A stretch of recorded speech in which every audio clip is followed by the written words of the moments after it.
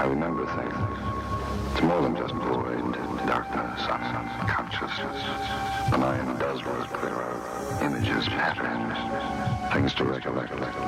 It's not just the long, deep sleep that comes when the fear has left. The cold is felt, the slipping away of feeling is noted and then succumbed to. The mind functions. Time is distorted, jumbled, telescoped, accordion, but there is a sense of time even so. And I remember things. I remember the way it began. I remember the way it was in the beginning. I think he's lost his mind. He's never been like this before. Tonight he was almost crazy. What did you say? Oh, crazy things. That he's some kind of a spaceman and that they're taking over the Earth and that we're all going to die.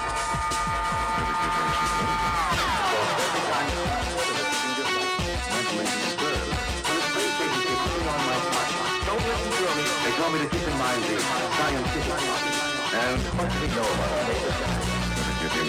Don't listen to him, he's one of us. He's with the advanced unit. What kind of advanced unit, son? Don't fight them, son. Well, make it more difficult for all of us. You're mentally disturbed.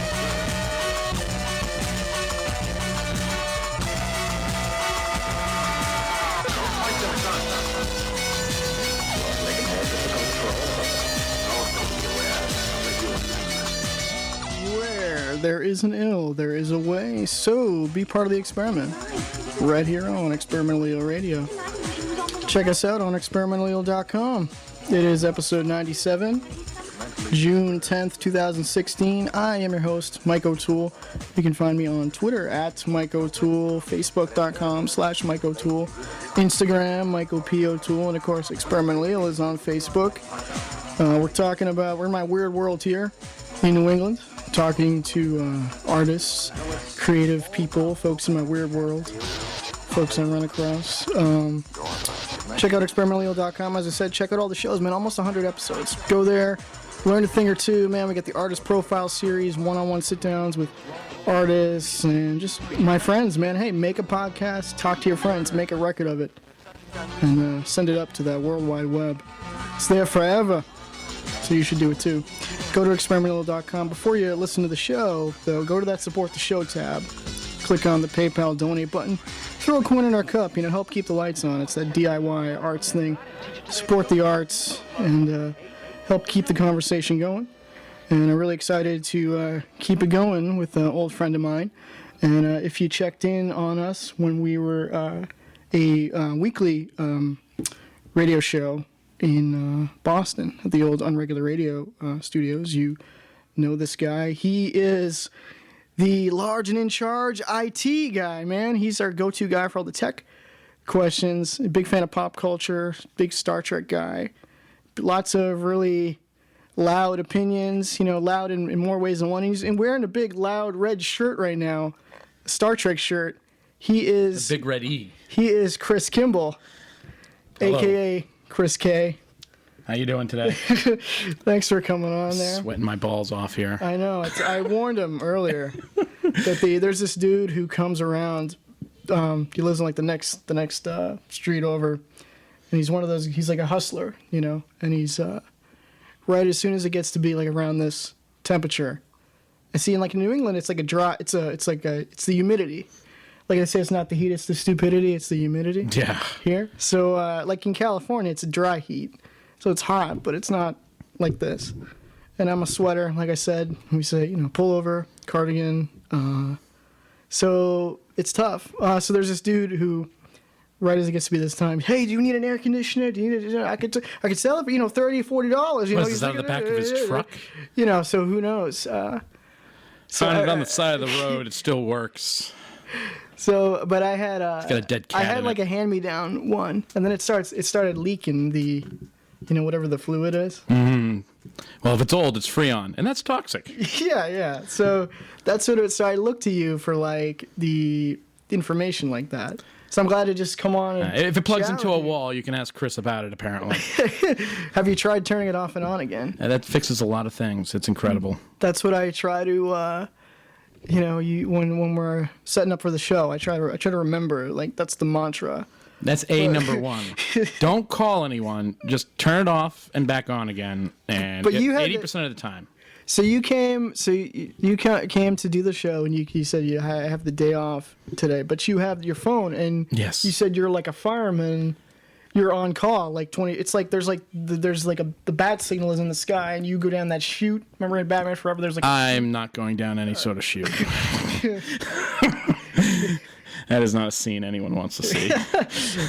Remember there was like was that like the Winnie the Pooh, issue? He went to get the honey and he was stuck. Yeah, that's probably more often than what you'd see there. So was there anything like that? Because like my uncle was like one of my uncles is like a bigger guy, and he's like kind of like an engineer, and it's not like computer stuff, but it's like technical. There'll be like some giant like an industrial kind of oven or something. And I think they forgot to turn it off and on. So he had to like go into the oven. Oh, geez. Well, step number 2 there would be checking that it's actually plugged in. Yeah. Turn it off and on again, but make sure it's plugged in. So is there anything, because you were saying there's the cable etiquette and stuff like that, has there ever been, do you actually go out, like will you actually go out? You don't have to like mention work, but No, you can ask me anything. Do you go out? Has there been like some weird situation like that? Like I remember frequently the wires will be. Oh, we'll get a new client and we'll walk in, and they've had plethora of other guys in there before us, and it looks like a rat's nest. They've taken a cord over here, brought it over there. This thing, it's always we'll clean it up later. Yeah. And we've actually had a couple of those this year where we've had to go in, just strip it down, break Humpty Dumpty, clean it up, put it back together again, and hope everything turns on. Is it just? It's literally like where wires will get crossed, and it. Oh yeah. Well, I mean, you see all this, and just like you said, DIY. You're just doing it to get it done, Right. But I would have been in here with Velcro and label makers, and like this is nice. This is nice where it's like this. Well, these cables were. These cables are. It was like sort of eyeballing from Amazon ordering stuff, and you kind of go, well, I'm not quite sure what I need, and if a cable is too short, that's not going to work. Right. But too long, you can like these will actually reach all the way to the bathroom. Not that I've actually. All right, I'll be right back.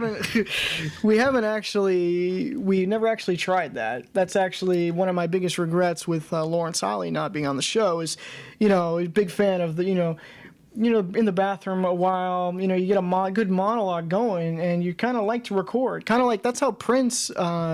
Prince passing away. He had every room in the Paisley Park there was wired to record.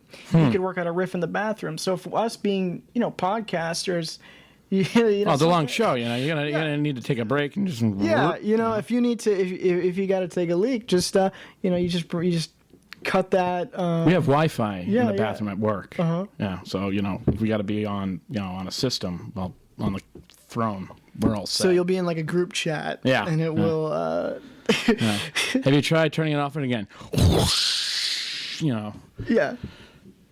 That's when you'll be multitasking. Like when I got off the phone with my mother, we'll go into these. I tell her, I was like, you don't mind, like you could be like a spoken word artist. You get into these monologues. Just keep going. And. But honey, I love you. Yeah. Love you too. I talk for 20 minutes. See you later. So you'll be talking, and all of a sudden you hear that flush. Are you in the bathroom? What? No, I'm running the water. Do you remember? Did you ever watch? See, I do the courtesy thing. If I'm on the phone in the bathroom, I'm at least gonna put it on mute when I'm flushing. Yeah, you're savvy with technical stuff like that. That's like a detail that you go, oh yeah, the mute, like when you're doing the, yeah, you're right. Did you ever watch, the show Married with Children? Oh yeah. That was like the classic where Al would go up to the bathroom. Obviously, you never see him, but it's be the wide shot in the living room, and then you just hear that flush sound effect. Which he's screaming from there some episodes. He would what? He would scream it? Yeah, he would be talking from the bathroom. We do that. Yeah, yell at domestic squabbles from the bathroom. It's never good because you're in a vulnerable situation, But that never... Does that actually work? That's the thing. How you always see that? Maybe I just never had plumbing that was wired like that. You always see, like on shows, that would be a gag. They'd always do like the the guy's in the shower or something, and the wife or somebody flushes the toilet, and then the water gets cold in the shower. Yeah, actually, no. What it is the water gets hot. Okay. So when you flush, the cold water supply that's currently going to the person in the shower that's mediating the temperature of hot water is suddenly reduced. Yeah. Because it's refilling the toilet. So now there's an oversupply of hot water going to the person in the shower. And that's why they scream. Yeah. Because they're getting second-degree burns. Okay, so I just thought it was the cold. All right. Yeah, no, it's the other way around. I just never been in that. Unless you're filling your toilet up with hot water, then why? It's just that's some fucked up plumbing. It's like first world problems. Like people have heated toilet seats and all these kind of... Have you seen the toilets from Japan? Holy cow. They're more advanced than iPads. Well, they got sex robots and stuff like that. They analyze your stool to see how you're doing with your nutrient. It's crazy. They do this technology. It's a small little biolab in the toilet. I thought they were just ahead of us in math. No, it's crazy. The whole thing. Wi-Fi enabled, uploads the stats to your Fitbit. It's the whole thing. We got the Oculus with the... Yeah, you could probably do virtual reality poo. Yeah, I mean, you know, porn is just the driving force for all this technology. 100%. Like, why did the internet take off? Because a whole bunch of dudes found like it was very easy to download photos. That's why. It had nothing to do with university communication. Take like 10 years to download one of those JPEGs. Just for the record, I never did that. yeah. But what was... Yeah, Japan has those... So is that in every household? No, I don't think there's like some sort of communist program over there where everyone gets one of these smart toilets. I think it's a capitalist thing where they, people with money and affluency, go out and say, I wanted a heated toilet that'll analyze my shit and let me know if I'm healthy. I guarantee you they're not selling too many of those in the Fukushima, prefecture, because everyone's sick there. Everyone else, all the peasants just have to wait for I don't recognize. I'm not laughing about that. It's just a very serious fact that no one takes seriously, and so comedians make light of it. Not that I'm calling myself a comedian by any stretch. Never good when you have to explain the joke. But the peasants, us peasants, just have to look and see, I don't recognize. That's an interesting color that I haven't seen before. You know? Why is it green? Yeah, exactly. I was going to say. You remember when Burger King came out with the black hamburger buns and everyone was shitting green? Everyone was like, I'm sick! No, it's because you ate at a colored-dyed hot dog burger bun. But it's interesting. What about the Shamrock Shakes? Are those green McDonald's Shamrock Shakes? I'm really not. I'm not a doctor. We've gone down a path here that's a little outside my expertise. Let's talk about you have you've done some. I mean, you were on the show with us for a good chunk of time, which was fun. I appreciate it. You guys sort of dove in and supported the show in sort of struggling times, and it was fun to. I know you had some fun interacting with our buddy D.L. Polonsky. Yeah, D.L. Yeah, he was a good guy. Sort of an artist and sort of a self-proclaimed Luddite, kind of anti-technology in a way. Yeah, so we always had good conversations. So it was interesting. Or he had his opinion and had his opinion. Yeah, so that was... we love you. We love you. That was interesting. And then I know... Your brother had done a podcast, so you've done he did quite a few for a couple of years there with his buddies, and I was on there as every so often, and but he's phased that out, but he's he's looking to getting back in the game, but he wants to make a meaningful contribution, kind of like what you do, So well, I appreciate that. He'll hear that later and be like, "What does that mean?" I don't know. You keep bringing it up. That he wants to kind of he wants to have this sustenance, right. He was. Well, it's tough to stand out if you're trying to do he was trying to do we dip into some of the. Part of my thing is being a fan of having come from video and stuff, and I like having sort of a piece of art to put out there, some creative to put out there, but then part of me is almost. More so than being an entertainer, I feel like I'm like a journalist, or it's like coming from documentary, being a fan of documentary. Mm-hmm. So I obviously you want to build up your audience, you want to have this following and stuff, But part of it for me is... Yeah, I think at his high time, he had 16 followers. And well, it's back to my thing. It's just tough to stand out, especially you're gonna do he was just doing just a podcast, a single. You have your fingers in everything. Media, print, what have you. That's where Dio would say, "Ooh, what? you have your." Oh yeah, my brother. I gotta wash. That's why I always carry Purell because a DL was. I go through a lot of pure hell. Purell. Well, so yeah, I mean, it kind of happened. It just so happened that kind of it's interesting. You have a lot of Hollywood kind of comedians and stuff. Podcasting had sort of this. I don't want to get into a whole rap about podcasting itself. We do a bunch of that, but I'm just a fan of media in general, and I can rap on that. And I remember studying communications. We learned about Marshall McLuhan, this media philosopher dude who said, the medium is the message. So you change the medium and you change your message. So it's you go from a TV show in a studio versus an audio podcast or whatever. You can do the same rap, but it hits people in a different way. So I was a fan of that anyway. Fan of talking, fan of listening, having conversations, and I like to get, I used to the first thing I did kind of on my own for an Access show was kind of just a thing where I had a handy cam and we'd hang out with my friends, shoot us hanging out, and then I would just edit sort of these weird little sort of shorts, hallucinogenic montage shorts and stuff. So I like just making a document anyway. So, and a lot of these podcasts are, conversational, sit and do that. So I don't put a huge expectation on it. Like I said, you were part of the crew and stuff. I was going to say, I'm like, what are we talking about tomorrow? It's like the old, on regular days, we got to have a whole thing. Yeah. From minute to minute, we're talking about this. Again, I mean, I was a fan of that in the beginning, and I think when you're starting out, you have a certain idea of how you're going to approach it. And again, that kind of goes back to my rap about medium is the message. At that time, we were trying to do radio. And then you have this expectation. I mean, this could easily be live, but right now it's not. But that's my question. You have an expectation. Are we on the air here? We not lit up? What's going on? Well, I haven't addressed the GoPro yet, but I got this GoPro camera, and I've been filming the last few of the episodes just because I know I've been consulting with you about what computer setup to get. And we're going to get you online here. And I'm going to... holy crap, there's 1993 in the corner. So I'll be eventually throwing these videos up, but I just don't know what the schedule's going to be yet, so I don't want to promote something that's not really out there yet. But yeah, I think it's ironic that we had this on-air light that was a red light that was on this whole time, which no one but the guests could see, and now we're filming it, and the light just blew out. Oh, is that what? Oh, jeez. So it's supposed to be on, but it's just wait, you did try turning it off and on again, just for show. Right? Yeah. You went through that. Maybe it was Is actually it plugged in? Maybe it was unplugged the whole time, and I just he'll unplug the whole Find it time, out here. Yeah, but so but then if I have a special guest or whatever, somebody I like or somebody more well known or something like that, and it's their first time, there's more of an expectation to, okay, this is an interview, here's what I want to hit on.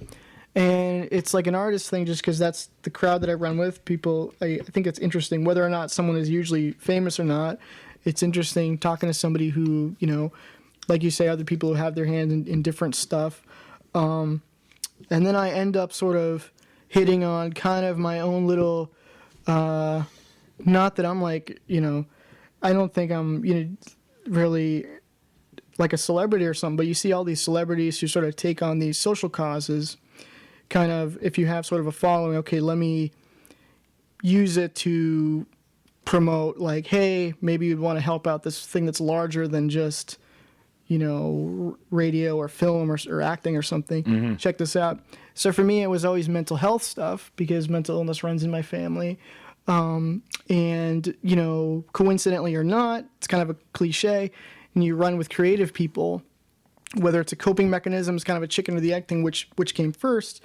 It's usually you talk to, musicians, actors, any kind of artistic person. That's the nice thing about being from Boston is you get all walks of life of people. There's usually something in their background where it's oh yeah, I have depression, I have anxiety, something like that, and I use this medium to express myself or whatever. So wait, what's my mental illness? Is that what I'm driving at? Yeah, I don't know, man. What are you hinting at here? I'm just very egotistical. That's all.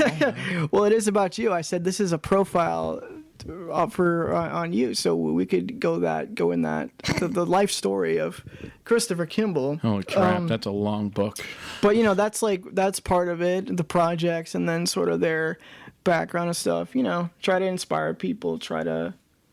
Wow. I think just by being yourself, people go, oh, like that's cool. He's being himself, or hey, I could do that, or it's kind of cool to just be the fly on the wall. I mean, the whole talk radio thing. The reason why talk radio is still a thing is because doing, whether it's live or not, like talking something that can't be replicated again. You can play a song, you can get that anytime you want, but chatter is unique each time. Well, it's and you have a lot of opinions and stuff, and you got that. Well, I have opinions. Yeah. Most people don't like them. Mike preface this. I can't talk about politics. I mean, you can. I just You'll lose half your crowd. Is that? I think that's his brand will be damaged if I talk about it. I'm not censoring anybody. I'm just saying. No. I'm just being fun. I'm being fun. No, but it's no. I mean, as you said, I do IT and things the like. I do enjoy making a good joke once in a while and helping people out, understanding. I'm a big proponent of teaching people how to fish with technology. Well, I was going to make that reach then, as far as, like, you may not consider yourself like an artist, but I think now more than ever, art and technology, they very much melded because, before, you had just art, and now art is created very much, very frequently through technology because it gets it out there quicker. Maybe I think the internet is instant communication. You post something on the internet, and boom, you got 5 people engaging you in that. Versus as in the old days where someone would have an art gallery and they have 25 people show up for the night, and that's it. But it's good to have balance. It's good to have both. You can't put all your eggs in one basket. Right. Get out into the real world. Yeah, no, and there are people out there who do that, and I commend them for it because that's harder. It's much harder to go out into the real world and do something, especially when it has to do with art, versus sitting in a recliner and doing it from behind a computer screen. But, they both have their merits, and, I think, from my side, especially working with you guys in the past and, working with other people out there, getting them folded into technology, making it work for them. So that way they can focus more on the art and not produce more, but, maybe give more quality to what they want to do because then they don't have to focus on learning the little nooks and crannies of technology. Right.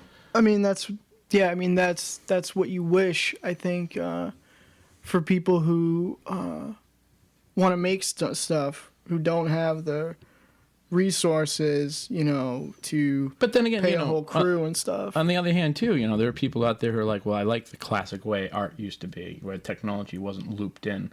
And, you're going to have respect for them, too, because they do stick to their guns and their opinions about it, And, but I think, I have many opinions when it comes to technology because, I think it's beneficial to society, but it's damaging on the other side, too. I think that because there's now almost a written record of what everyone does, when someone gets into trouble, they can almost play back their entire life and look for all the other stupid shit that they did. You know what I mean? Should I not swear? I have no idea if, fuck, no, shit, can't swear, Shit, don't swear. Yeah. No. But, I don't know. What do you think? This is the Christian channel? Yeah, I know. It's experimentallyIll.com. Thank Christ. No. Oh, fuck. But you look at people out there. You look at like cyberbullying, right? And that goes right back to it's easier to bully someone from behind a computer screen than it is to go out into the real world and bully someone for their lunch money. Well, the internet's given everybody a voice, and unfortunately, it's like whether or not that's a good thing or a bad thing. Well, and you can make a podcast and have fun and document, artists and overcoming struggles and shit, or you can make a KKK rap or something, so. And so in Europe, in the Euro, they've just passed a law that wants to remove internet anonymity from internet users. You have to be a registered internet user. You have to have like an internet identification card, and all your social media and all that stuff is all tracked through that. Yeah, that's always like bad when somebody comments on your thing and say like, "This guy sucks." It's bad enough you take the time to create something and put it out there and it's getting slammed, but then you got to get slammed by like Party Man 656. You know what I mean? Like you can't. But you know, where is the line? You know, Yeah. I mean, that was the great thing about the internet because it allowed ideas to be thrown out there. You know, right now, a lot of people when they have a want or desire to share things with the world, they're afraid of criticism of the public, right? Right. Well, it's a double-edged sword too, because like you said, all the stuff is instant. It's put up so instant. You put an So, idea yeah. out there, and you're going to have 10 people that tell you it's crap, Like- and 10 people tell you it's the greatest thing they ever read. Mm-hmm. But you, as an individual, could do that anonymously. So then you really had no.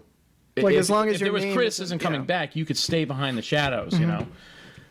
But now they want all that criticism to be public. They want people to have written record of it and know who they are. And you know, I think that's going to stifle creativity because again, we'll go back to people won't want to put their name out there if it's going to be Yeah. a flop type of thing. Well, it's kind of like it's trying to. That goes into a whole other thing. Now it's like just like maybe like 15 years ago or even 10 years ago, it was really a thing where the internet was like. You had your screen name and you had your live journal. Your AIM. Yeah. And your away message. And now more and more, it's like the internet's in your pocket, and more it's like crossing over into your. There's way real more life. things in your pocket when it comes to your phone. Yeah. I mean, that's one of the biggest things, when you hear about this whole, phone encryption case thing between Apple and the FBI, with, the San Bernardino shooters. Most people now, they have Facebook on their phone, they have private email on their Right. phone. In the olden days, you had to have a warrant to go into someone's house and rifle through paper letters and file cabinets and other tangible things that you would need a warrant for. Now, on your cell phone, they're trying to say, well, that's public domain. You shouldn't be able to lock it down and protect it. I go, and you're talking about the medium of the message. Well, it goes from a paper file to electronic text message. So just because the medium has changed does not mean the access to that should have changed, and it's very risky to go down that road. Where you say you have all this on your phone. Because it's so easy to. It's so Get easy access to it. Yeah. Well, it's the thing too. And now with the social media, it becomes more. It's interesting because I've done this rap before too, but it's like all this stuff that seemed, like 10 years ago, and it goes back to what I was saying with podcasting is. There's a lot of famous people who will get big. Will start doing a podcast. Kind of had a name. Before, and they're the first podcast to ever do this, or they're the number one whatever. There's like Hillary Clinton is the first female president. Is bullshit. Oh, is that Wasn't politics? there I'm a- not allowed to go there. I'm sorry. wasn't I there did a it. I did it libertine- anyways. Wasn't there somebody, Jill Stein, right? Yeah, Or, Jill who Stein, else? and who was the lady who ran the women's suffrages movement? I don't know. I can Google that right quick. But, I'm gonna figure that out. But anyway, my point is just all these Folks, things. Google that. Whoever the women's suffragist lady, she ran for president like the 1800s. Educate yourself. But whether it's like podcasting or like photo blogging or blogging and all this shit, like it seemed like kind of these little fringe things that kind of built up their own steam, and then all of a sudden with the social media, the banner of like social media and the social networks and stuff, and then I think the tipping point, like definitely with podcasting, the tipping point was with the phone. And then the data plans being cheaper because you didn't have to, like you used to have to like take your iPod or whatever and like stick it into the computer and sync up a file to listen to it. Now you can have. It was a very manual process. Yeah. Now it's all automatic. And then like the stuff like photo blogging, all that stuff, that's like pretty much what Instagram is. That was the gimmick with Instagram before it had to be instant. It had to be, this is what I'm doing right now. Here, you Which couldn't. I don't understand Instagram. It could. I'm past that. I'm like, Yeah. I'm a stupid millennial that doesn't understand. Isn't Facebook instant? It's like, let's have a whole complete other platform that does the same thing. That's what I mean. It's interesting what. And then let's Facebook buy that platform, integrate it into their Facebook app. Sorry. Well, and all these things buy each other out. But yeah, I mean, it's It's interesting though too. And then you throw the hashtags on there, right? So it makes the search terms, and the pound sign. I don't know for the hashtag. You know, the pound sign, right? Is the pound sign. But no, but it's and then it's whatever we talked about the whole algorithms of Facebook. Like if so many people like your post, more people will see it and stuff like that. Well, and now you got the Facebook reactions. I don't see when you do like a hashtag with Facebook. I don't see as much of a reaction. Like it still seems kind of it's within that group of friends, and it seems like tougher for it to get out wider spread than that. Instagram, it seems that you hashtag something like a broad, category, and it's like site wide, so you get like you'll be getting likes from like a bunch of people. Yeah, but so, I think it works like people follow certain hashtags, So But the broader point is just like all this stuff that seemed kind of like, oh, here's the thing to do your photos, here's the thing to, here's a little snippet of your life. It all sort of went mainstream, and then with the iPhone and all that stuff, people who normally wouldn't be into it, now they're into it, and now it's almost you see your friends doing it, and whatever their personal brand is out there, right? And there's like sort of a pressure to keep updating it, keep moving, which part of me likes it. Again, at the top of the show. Is it really, part of it is keeping it updated, or is it just filling in the white space of life? Well, that's what I mean. That's the criticism. That's the criticism. Frosting substance that have nothing. Well, it depends on what the content is, I guess, right? But it goes back to my thing about being a fan of like documentary. It's part of me is fascinated to make a timeline of content and be able to go back to it. And then part of me is, which I talked about with our buddy filmmaker John Hartman, the whole rap about, it's like an endless, it's the difference with a documentary or movie or whatever, like, is there's kind of a beginning and an end. Mm-hmm. The social media stuff with Instagram, whatever, it's like the tide, it just keeps coming. It's interesting if you actually connect with people, and if you have a point of view and you're putting, it's another medium, like we said, medium is the message, another way to, Twitter is really popular. Lots of access to sort of celebrities and bigger medium. As someone who's across all the social medias, Mike, are you a Facebook fan, a Twitter fan? Like what platform do you prefer and why? Well, I think when Twitter, I was always kind of like whether or not I was really super active on stuff at first. I was always sort of an early adopter of some of these things because I remember I helped out, like in high school, I helped out these folks who were going to Mass Art, and they did this show called the Top Shelf Variety Show, and they were, creative people, did different stuff with video, performance art, and all this stuff. And I remember seeing this one girl who was a co-host of the show. She went on to, it was interesting kind of seeing different stuff they went on to do. This guy James, who I interviewed on the show recently, he went on and worked for Troma, the guys who did the Toxic Avenger, all this different stuff. He had a band, and Ryan, she was the co-host of the show, found different bands for the show, and then she did spoken word, stuff like that, and then she went on to do like before YouTube, like pre 2005. Wait, what was before YouTube? She went on, I don't even remember a time before that. She went on to do video blogging, and this was like when you would take they would use Blogger. That was like the big blogging platform at the time. So she went on to do a thing where it was like set up a blog, and she was a video editor, and they were using Final Cut Pro and at the station, and that was always something. Even that's what I did. Working at the Newton cable station, I would teach people Final Cut Pro because it was always like it was still this elusive thing to know how to do digital editing, and so she would do that, and she set up a blog, and the big thing that was cool that you knew how to do is like, she knows how to do video compression, how to take a big, because that was always the thing is you didn't want to have to pay for all this hosting. How can the average person like put out all this video content, and it was sort of like the early social media stuff. And so she kind of ended up writing a book with some people, and it was like a big thing that she would, chronologically edit these little montages like of her life on video. And now I remember them kind of criticizing when YouTube was going to come out. They were the video, like real video producers and stuff, were kind of criticizing it. I remember that. They were talking about the Flash format, and there was a crappy video quality and all this stuff. But it comes out, and lo and behold, it becomes this huge thing. And but one of the things, like, she was one of the first people I saw who was on Twitter, which is called microblogging. Mm-hmm. So tell me what's going on with you, in 140 characters or less. And that term microblogging, I think, lasted all of 18 months. Right. And then that very quickly went away. It was like... So now, I think Twitter has sort of hit a saturation point in a way, but I still see...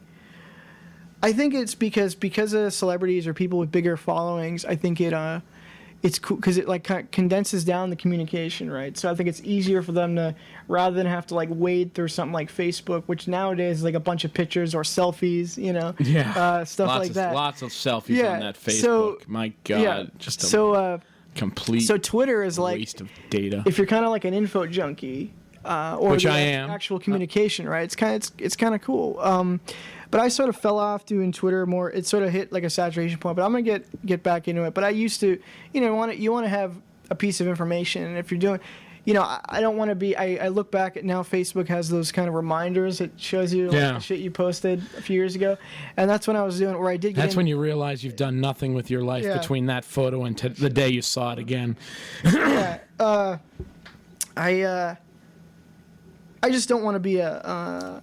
I don't want to like be one of those people like, having eggs for breakfast. How about you? Well, what's that platform that Periscope?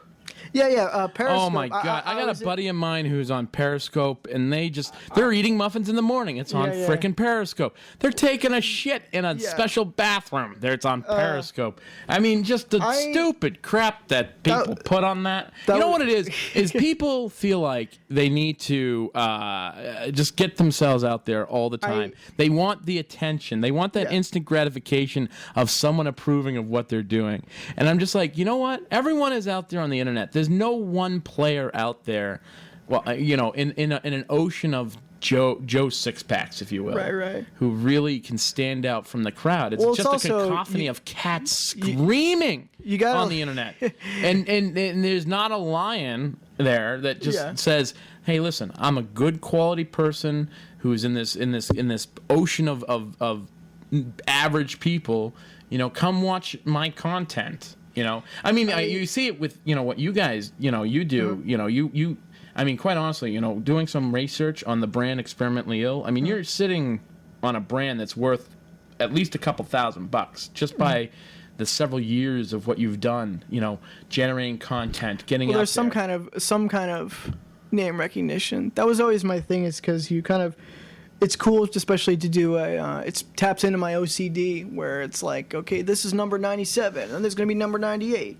So who is the guest on number 100? I'm just curious. Are you going to bring back all the old crew? I think I haven't talked to Lawrence Ollie in a while, so maybe I was thinking of who's some big name person, but I think it's fitting to go back to get them all when we started. Rent a conference hall, do the whole thing, sell tickets. Go do the live thing. I'm gonna. My buddy Larry's always, he's trying to inspire me. He always says he's a fan of filmmaker Kevin Smith as well. But I remember I used to kind of be fanboy out on some of his content. People know him, Silent Bob of Jay and Silent Bob. But he's got a whole, goes on these speaking tours, and now he's doing live podcasts and all this stuff. And he'd always say, you want to be the guy who collaborates with Kevin Smith. You don't want to just, be a fan. And I got to meet Kevin Smith when Larry worked at a CN8 network in Boston. Kevin Smith came in to do an interview with Barry Nolan for I think it was called Night Beat at the time. It was like an entertainment show. And he was promoting Clerks 2 at the time. And so they say you should never meet your heroes. Been cool enough to meet some of them and not been too disappointed. He was a really cool guy, down-to-earth guy. But the point is, we're going to go, he's tonight at the Wilbur Theater, he's doing a live podcast called Hollywood Babylon, where it's him and another comedian guy who does impressions and stuff, a guy who was on Ralph Garman, who was on the Kevin and Bean show. He calls in and does sort of celebrity impressions and critiques, Hollywood and stuff. They're coming to the Wilbur tonight, but it's cool. I kind of arrived at podcasting even before Kevin was doing it. In like 2006, I had a crappy dial-up connection, so I used to. The GarageBand. Wait, you had dial-up in 2006? that was like 8 years after dial-up went away. Yeah. That's a whole other story. Let me criticize my. Sorry, you're talking tech here. I gotta comment on what I can. Talking tech. But anyway, there used to be you could call in and do a thing over the phone. So I used to do sort of a phone like diary thing. And that was in the MySpace days. So I used to link it on. Link it onto my MySpace. And And then there'd be like some skater kid from the UK, be like, "Dude, your podcast's actually so awesome, and I want to do what you do." And but the point is like, hey, like I'm doing my podcast, we're doing our thing, and then you go and be a fan, But there are a lot of people who are like, I want to do that, and how do I do it? And you just got to take the first step, and the first step is always the hardest step.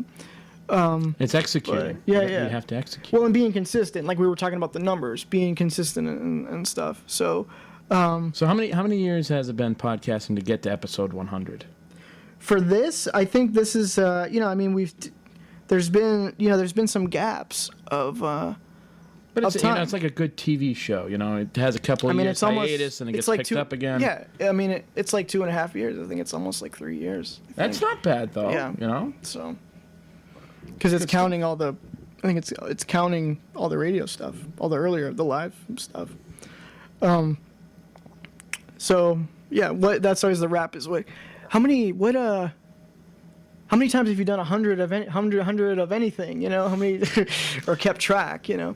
But yeah, so it's I used to with sit-ups, and I stopped at 2. Yeah. Is that true? No, it's just a line, I've never done a sit-up. Never, ever. Never. It's not the fitness. They tried to force me in public school, and I said, shove it. just So I hear you got you got that bright red shirt on, Chris. Yes, I do. And just got a new Twitter follower. I'm just get a text every time that goes on. Awesome. Someone's gonna haven't made an update in a while, but see, you can post your Instagram photos on Twitter. You can your Facebook, your Instagram on your Facebook. See, it's all linked. What they do is they link aggregates. So if you post something on Facebook, it automatically posts to Twitter, and then that automatically posts here, and then this thing picks up. So it's just like a self-perpetuating loop of social media. Right. So let's get into some of the stuff you're a fan of. I was saying you got this bright red shirt, Star Trek insignia. You're an engineer, so you are our Scotty. Yeah, there was a photo today that you put up. Yeah. There was some saga, drama surrounding that. Well, no drama surrounding it. I just didn't want to see my legs in the photo. My chicken stick legs. Can't believe you freaking brought that up.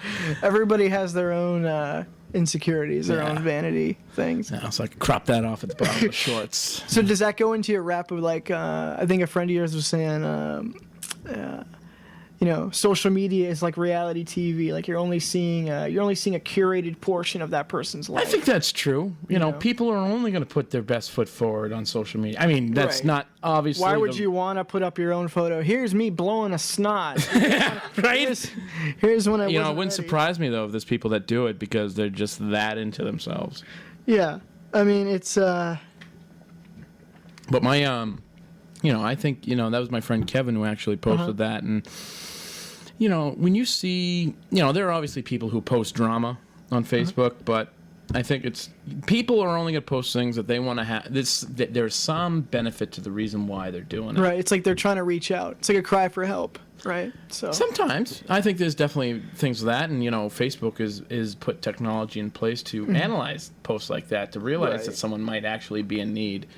And they have some, sit downs and big think tanks that go and they say, well, what is the appropriate response as a company, Facebook, if we see someone is threatening to self-harm or go into a school? If you're the guy who started the thing, what's the responsibility as far as that? I think it's, But then again, Facebook has absolutely no problem filtering out conservative news from their news feed. Well, I was trying to get into like some light entertainment stuff, but did you want to? I think some of the stuff. Let's get to like some of the stuff we had. We went to your big birthday party. Yeah, we were hanging I'm out 30 now. last week. I'm over the hill. Well, at least there will be no point in the future where I'm as young as I am today. Right. That's true for everybody. I think that's the thing. It's like 30's a tough year, but like, would you rather be dead? Yeah, no, right? Maybe not. Stay alive. Another 10 years. 50 at the most. You get your cool red Star Trek shirt, your shorts, got a nice haircut, complimented your haircut. Oh, geez, yeah. That's a big shout out to Bev Arbuckle for the haircut. Everyone will know that she is responsible for getting me that haircut. Yeah. The Flowbee. Right, remember that? What is that? That was that vacuum cleaner attachment for home hair cutting. That was from like Wayne's World? It sucks and it cuts. It certainly does suck. Yeah, I know.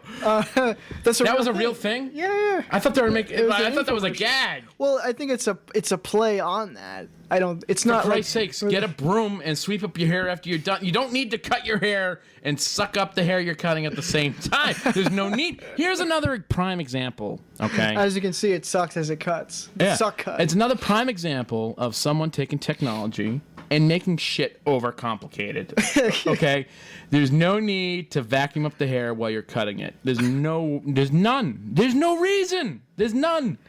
Wasn't that your other rap about like people are always like how cool it is you mentioned like the Oculus, like the virtual reality stuff. And then everyone wants to see in virtual reality. I'm like, well, you're already in a real reality.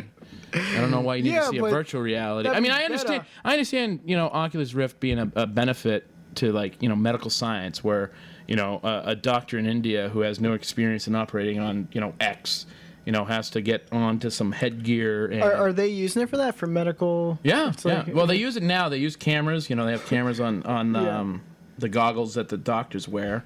And they even have robots now in remote parts of the world that are doing surgery on behalf of doctors operating those robots remotely. Right, so you can get in there and like an animatronic thing. Exactly that, yeah. So hopefully it doesn't get cinched. It just like starts ripping the body cavity apart. But hopefully not. Nah, when you're having an anal fissure treated or something. Yeah, that would be a bad day. That'd be a hell of a virus if someone were to hack that. Be like, oh, look at this, it's another anal surgery. Right. But there's and the camera just goes to static. So as a video game, when a cruise missile hits its target. As a video game fan, there's a virtual reality thing, but then there's also is it called augmented reality, where there's an actual physical place, like a laser tag kind of arena thing. There's a physical place you can go to, and then they can key in like different elements. That's exactly true. Yeah, and what you see for augmented reality, a lot of the practical applications are like in cars. So would that be like your driving test? Like that would be good. In that particular case, but say you're driving down a street and there's a McDonald's up ahead. Well, it can put a virtual advertisement in the dashboard, in your window screen to know that that's coming up. It's shit like that. Yeah. So you already have. Don't you have GPS for that? Like where it'll say? No. But I mean, like say you're driving you saw Fifth Element, right? And all the advertisements are like holograms. Right. Well, that had flying cars too. Well, we're not there yet. We can't even get fucking driverless cars. So what's all you talking about? That seems like it's close. If people can't drive and not get in car accidents, they're not going to be able to fly this shit and not crash into one another. You're gonna need some sort of automation there. Okay? If we can't even get cars to drive by themselves without getting in car accidents, I'm not wanting them flying themselves. I saw an article. I think in Australia there was a prototype thing. And he had a special name too. This robot. It's a Domino's Pizza. I think it's I don't know if it's Domino's or Pizza Hut. It might have been Pizza Hut. Yeah, there's a delivery the engine, not the delivery oven in it. A delivery robot. Yeah. And then there was also, speaking of Kevin Smith on his one of his podcasts, he talked about there was it was called HinchBot, I think, and that was like an experiment where there was like this little robot. And it would be somewhere, and it would say like, "Will you give me a ride?" Or, and it was like an experiment to see. It would go from like car to car or whatever. There'd be like a destination, and then at the last one, I guess would be left there. I don't know. There's articles on this. And so it was trying to see. I think it went through Canada. Like they're always talking about Canada on the show. Are you talking about this robot that was hitchhiking across Yeah, country? yeah. And then it got demolished in like Philadelphia. Right. It made it through. It made it through Canada and everything. Yeah. It's like polite Canadians, and if it gets to fucking America, it's the poutine up and there. like some asshole teenagers probably like jerked off into it or something like that. You know, like That's pretty sad. Robot's not waterproof. No, I think that was the rap that Kevin and his producer buddy there, Scott Mosher. That's what they were doing. Like, that's where their mind went to. Like, they were just various scenarios where they just pre-assume sexual repression there. How long will it take Hitchbot to hitchhike before someone tries to fuck it? Yeah. I think it ended up in Europe for a little bit of time too. You know. So it's sad, you know. He goes to Philadelphia and gets the shit kicked out of it. Yeah. And like it would talk to you and give you interesting tidbit, trivia about where it was. And apparently someone didn't like it. There's like a whole time capsule thing. You could do that. You could have all these assholes. You could have them take selfies with the put it into the, the data of the robot or whatever, and then and then like share it with the next person. Right? Oh, this is where it's been. But then I was getting to there's like the virtual reality thing where like they're trying to get those fat Americans up and moving around playing these video games, interacting in a real I don't see it happening. We don't even want to get up to turn the TV on and off. Yeah. Okay, we're not going to get why do you think everyone has a Wii? How many people actually use their Wii? Nintendo right. Wii. And it's the whole thing. Even people, it's like even athletes are gonna just want to go to a movie to sit down at a movie and relax. Yeah. And we had talked about the whole rap about how like the 3D glasses is just another, which is not a. Oh original, my like, god, just what a rip-off. stupid gimmick. So there's these things now in the wake of like Netflix and stuff. How do we get people to go to the theater? So not only like 3D, but I think they're test marketing it now. It's like it's in New York, Chicago, and LA. It's called 4D, I think, and it's a thing. Like you said, so now they're displaying time.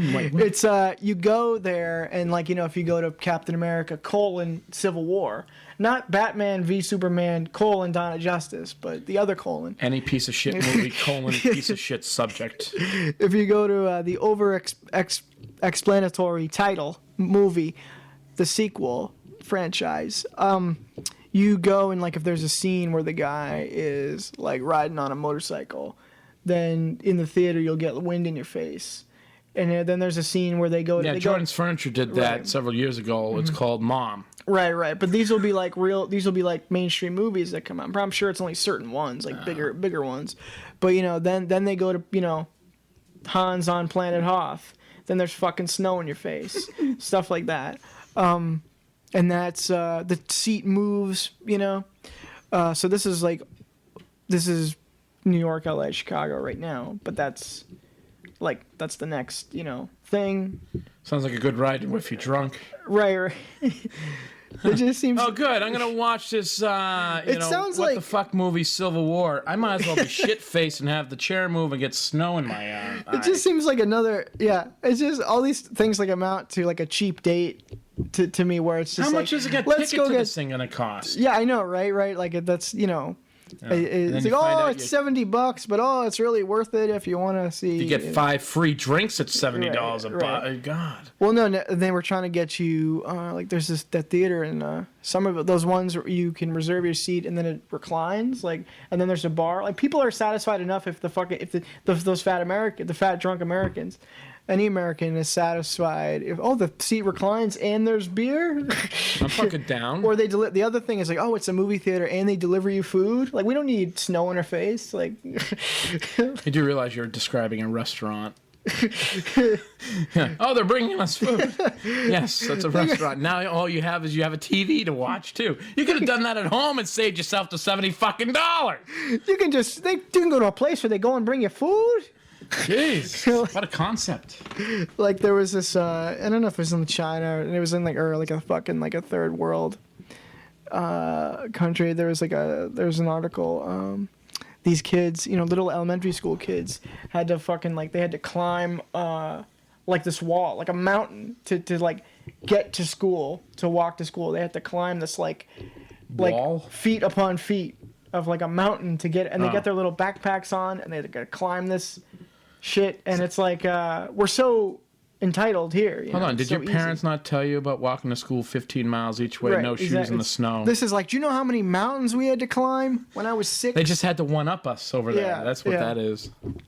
Like I was saying, I was in the 7-Eleven line here before the show, and there was like the elementary school got out around the time, or there was like a camp, and it's like a small store. There's like the aisle. There's the gum rack, whatever, and then there's like the counter and like a small space in between. And that's when I start. I can go in an elevator and stuff, but that's when I start to get nervous. That's when I start to get claustrophobic. Kids today, Chris. That's all I gotta say. Fucking kids. As you said, at 30, you could start. Remember, it wasn't like this in my youth. I just realized, I'm thinking back. I go, there are kids that are 18 years old now that are doing shit that I have no idea what they're doing, and I'm just, what has happened? Can you not understand the slang now? Like, oh, it's horrible. What is it with typing words without vowels? I don't get that. Yeah. It's like, well, I got to get under the 140 character count. Well, great. You've created a generation of bleeding buffoons. So at your birthday, you were saying, we're kind of on this topic, and you were saying, you said, I still think Speed is a new movie. Yeah. Well, no, Speed is a new movie to me, I was 10 years old in 1996 when that came out. Saw that. It's probably why I swear so much today.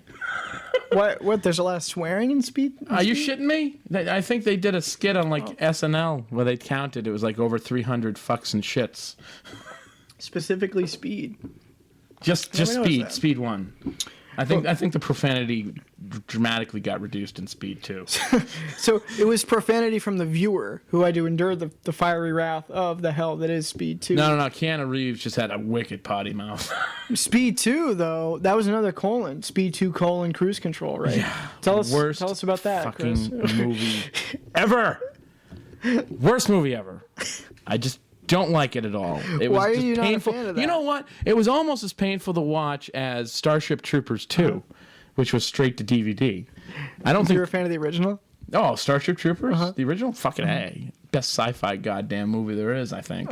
Good original sci-fi. Wasn't that part of the discussion too? Like, were you disagreeing? I think I've seen bits and pieces of it. I know it's like sacrilege not to have seen it, but I remember, wasn't that like a debate somebody got into about whether or not that was like intentionally sort of campy sci-fi, or if it was just sort of. I didn't think it was campy sci-fi. I just thought it was sci-fi done kind of on the cheap, which came off campy. Right. But I could still appreciate what they were trying to do. Yeah. Maybe I took that way wrong. Were they trying to be funny to one another, in making that movie? Well, now in hindsight, as a 30-year-old adult, I can go back and look at that and say, yes. The answer is yes. But as a child, I did not realize that. That it was. Yeah. That it was sort of. I just thought, cheesy. And then you had Starship Troopers 2, which was, oh my God, they're transferring bugs through sex, which was just a good reason to have gratuitous sex scenes in a Starship Troopers movie. Right, wasn't that? There was something in the first one. It's one of those that has that famous, it's like a shower scene or something. Yeah. Yeah, it's a shower scene right in the beginning. Yeah. Co-ed. That was sci-fi, and then sci-fi, boobs, violence. Can't go wrong. Pretty much hits on all the. There's a couple guys' asses there, and for the ladies, so they can get in on that if they want. Yeah. I was all about Torres. Is that one of the? It's one of the ladies. That's just saying. There's like a starlet girl who's in there. Like I don't know if like comic book convention, sci-fi, the whole convention thing is necessarily more common now, or because like with the internet you just see more of it. But I always see a ton of these folks who can make a living doing the selling your autograph and taking a photo just if you go to the conventions, people who just do cosplay, they're hired that and they get paid big money. They just walk around as characters, Yeah. Some of them do it professionally. There was like a model. type girl, this blonde girl who was from New England. I think she went out to California, but I don't know if it was like for, the showbiz aspirations and stuff. But she was one of the, because it's cool, they got the model thing going on, but then a lot of them do their own costumes. Mm-hmm. Part of the And those costumes cost several $100s. Yeah. And then they'll do the shoot, and then those are what you call the professional cosplayers that will then show up and want $40 for a photo.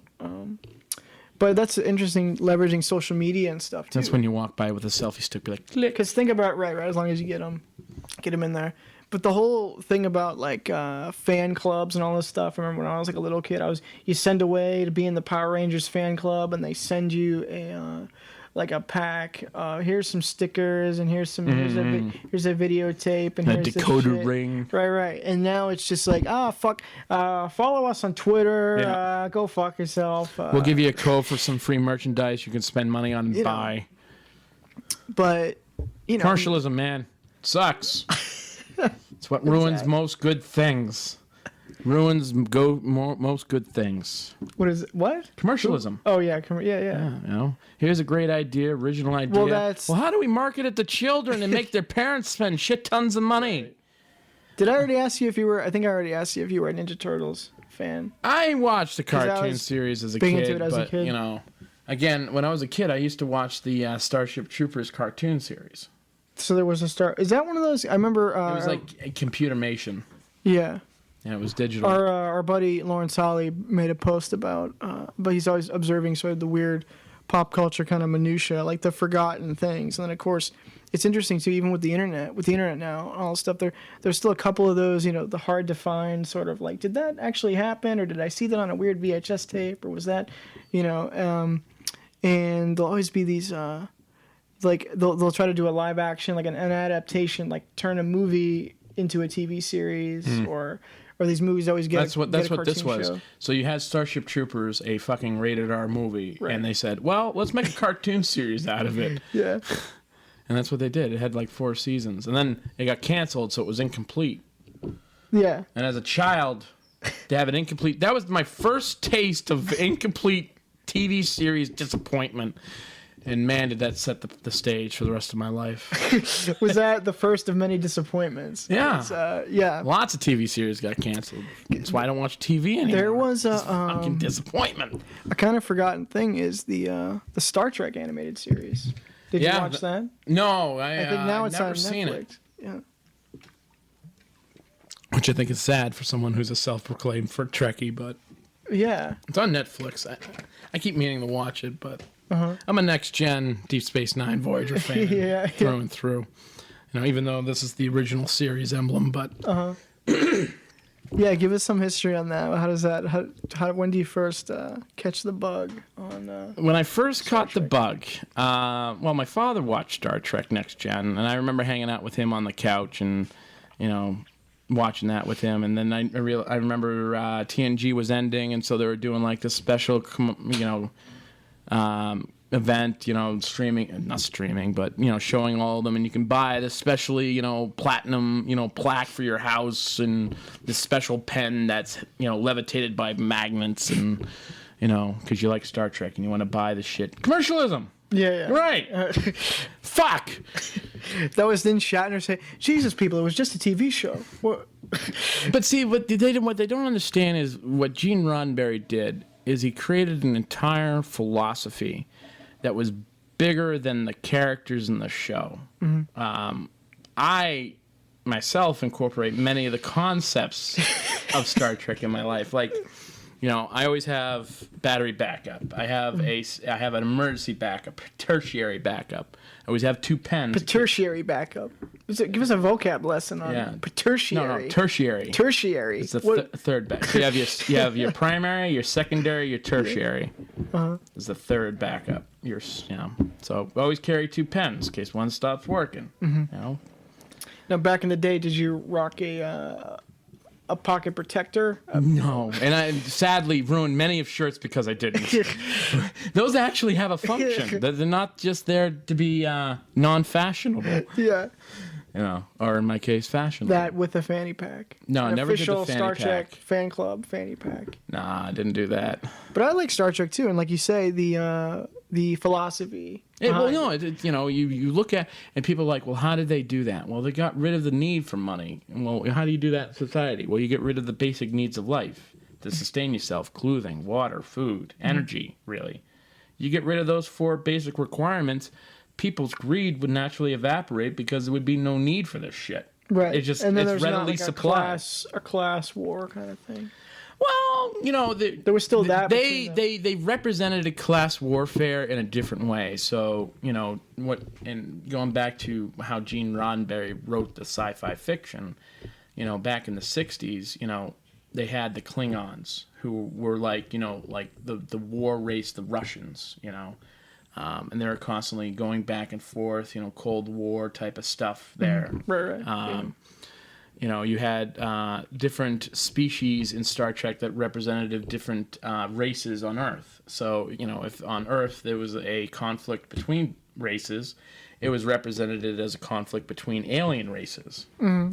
And so that's how they addressed all the social and societal issues back then in a very relevant way. And it was interesting, too. I mean, you have, of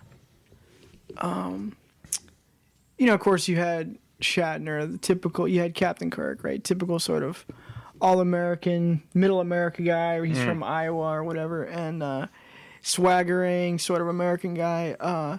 But, then you got Sulu, this Asian guy. You got Uhura, African-American lady. And you had Scotty. Irishman. Was he Irish? Yeah. Scottish. Hence Scotty, little racist, okay. No, it's Scotty because his name was Scott Montgomery. Oh, okay. And it wasn't. I really think he was actually Irish. All right, well, whatever. Yeah. Okay, so Irish. Okay, I maybe I got that wrong. You're done. No, I'm just kidding. Made him flinch. Is he? All right, Scottish. We're getting confirmation. He was in fact Scottish. Pretty sure that's a Scottish accent. But anyway, and Chekhov, Russian guy. Yeah. Right. Yeah. Nuclear vessels. Yeah. All part of a crew working together. Well, and that was it. It was like the Sunny D commercial of space. But it's interesting too for television too, because I don't know, that was a pretty diverse cast for TV, and then of course I'm sure the whole the TV series was before the movies. Yeah. Was it Kirk who kisses Uhura, or was it another? Remember, it was the first interracial kiss on television, right? Yeah, that was Kirk and Uhura. And in the new series, the J.J. Abrams series, it's Spock who kisses Uhura. Yeah. So yes, but that is true. So some interesting tidbits, sort of social phenomenon. Yeah, I always got to put the pop culture stuff into the context of the time that it was made, because it's like you say, it's stuff about the Cold War. And yeah, no, I mean, you see, when the NBC is now going to be, or CBS is going to be coming out with a new Star Trek series, and I'm very much interested to see how they do on TV. Yeah, well, no, it's not going to be on TV. It's streaming only. Oh, Netflix, or you have to buy into its own app. Yeah, they have their own platform. Commercialization bullshit. Because that's the thing, right, too. They're like, oh, this Netflix is good, but let's make an exclusive app. Well, that's what they're trying to do. They're like, well, everyone likes Star Trek, so they like Star Trek so much, they'll actually buy it. I go, you should have partnered with Netflix and done it through them. Right. There's this... and make Netflix charge like a fucking $1 or some shit. All the big... because these kind of media conglomerates or whatever, or these big franchise companies and stuff, they get greedy, There's this... There's the show on YouTube, which it was just a girl and a guy who, media democratization, man. You could just make your show and throw it up there, and they had pretty tight production values. The Comic Book Girl 19 show, and she's, this tattooed girl's got pink hair and stuff, and she's breaking pink hair. breaking the stereotype of a comic book fan, like a comic book geek. Like, she's a big fan of X-Men and did several documentaries on it, and because she'll review movies and comics and stuff, and and you start watching it, you go, who's this? Like, oh, this is a comic book thing, and I think people thought she was sort of just like jumping on the bandwagon. Like you see the cosplay models and all this stuff. And it's only when you hear her talk that you realize, oh, this girl's really sharp and really knowledgeable, and she is a geek for comics and stuff. And you start, you try to, with, you know, like a YouTube show or any a podcast, anything, I think a good thing too is to try to find an underserved market, you know, and you kind of become that resource.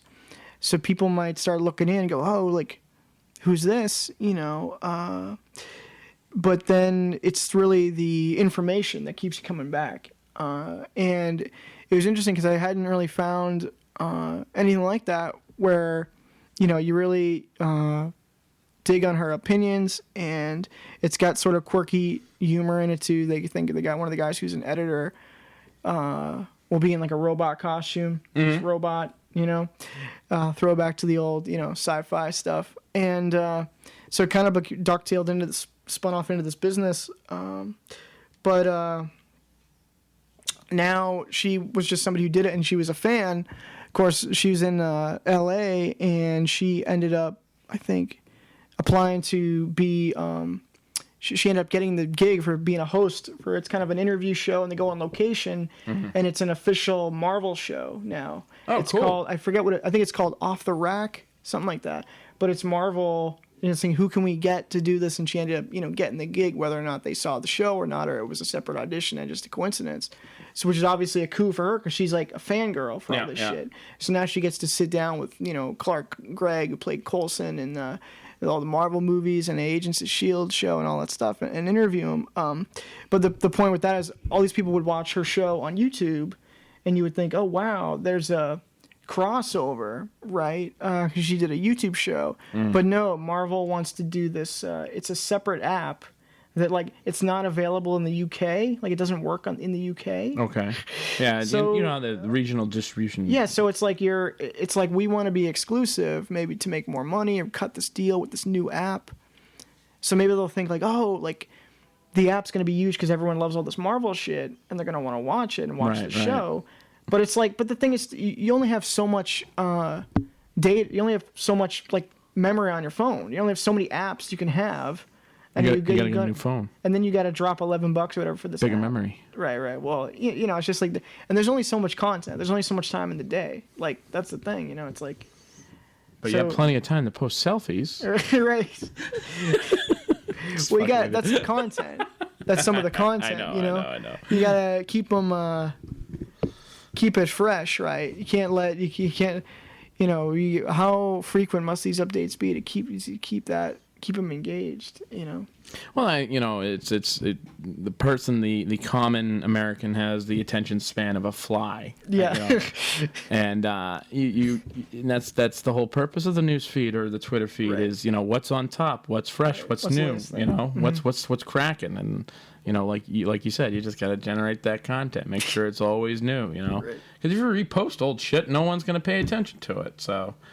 And that's true too of the modern news cycle. You know, that was a comment. That was a criticism a friend of ours made about D.L. Polonsky on Facebook. This guy just keeps posting the same shit. Well, but in DL's defense, though, you know, it's not like he can go out and do a sketch every single day. Right, I mean, that shit takes time, I imagine. No, you're right. You know, and you know, you don't always wanting to do it, but fucking snap a selfie, you can do that anytime. You know? Right. You don't have to draw that out. So it's that instant gratification. I kind of became, some of the stuff you just chuck out kind of for yourself, post up. And other times I kind of become aware of, I'm timing it. Yeah. I become aware that you know, there's like an audience here, so it's kind of cliche, but I try to chuck in something to inspire, something to make a document, something to like a little mini blog post or something. I try to tell a little story. Yep. Because I see a lot of these people posting these group shots of people, and you go like, I don't know who those people are. You know what I mean? So it's to be like, you know, in the photo with them, right? And then it's just people like to see faces, so they get a response from that. But you're like, who are these? What is the context here, or in certain people you see sort of the like you say, it's sort of like the instant gratification where it's just like an ego thing. I think it's 100% that. I mean, we're all just mammals. But my right? point is like I'll try to burn a little bit of calories writing something to put it into context for people. Well, if you don't care, you're trying to make it meaningful. Yeah, you're not trying to throw something against the wall to see what sticks. You're trying to give it what I call meat and potatoes, substance, content. Yeah, you're not looking for fluff. Dessert the shit. That people post. Right. I'm never gonna take a photo. I think maybe once or twice I might, if it's a really good pizza or something, I might take a photo of what I'm eating.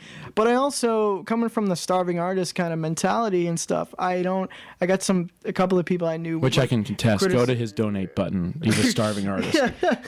I'm doing all right. No, I'm just kidding. But no, I appreciate that. But my point is just, I also it's I don't want to criticize people, post, I guess it's kind of post what you want, but I always think about it's those people, it's the basics, Chris, the basic bitches out there, it's the same. Here's a picture of my Starbucks coffee cup, here's a picture of my breakfast, and here's a picture of something I'm offended by. I always think it right. I'm hurt by someone's words or photos. Good, shut it the fuck off. Yeah, here's a photo of my... Go outside and meet real people who won't offend you. Here's a photo of my safe zone. Yeah. Here's a... Can't hurt me with your words here. But I always think about, I think, not that I've ever, like, literally starved, but I always and I don't really come from, like, a religious background or anything, and not to really make it into a bigger thing than it is, but I'm just, like, appreciative of stuff like that. Like when I get a good meal, like you guys were goodly enough to came over your house, we had the party, we had good food, sent me home with food, let me stay over your place. Like I appreciate that stuff. Very much. I had a shit ton of leftovers. So when people do that, so then for me, you might the people who take the photos, and people have whole like accounts of like, here's the food I'm eating or whatever. Yeah. So but my thought is always like, I always think about, listen, that makes sense if you're a food critic. Right. But if you're an accountant who works a 9 to 5, don't need to see your cereal. Yeah. So it's the same fucking bowl of Cheerios that's on the goddamn box. Try not to take the ego out of it. I always think about like, you're posting it up and it's just in the feed. You know how people, like, speaking of the safe zone, you're always thinking like, what is trigger some content?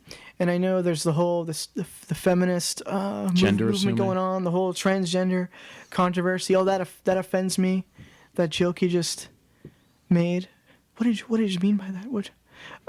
You can't be serious. But I swear to God, if you're offended by that, just get out of your own house.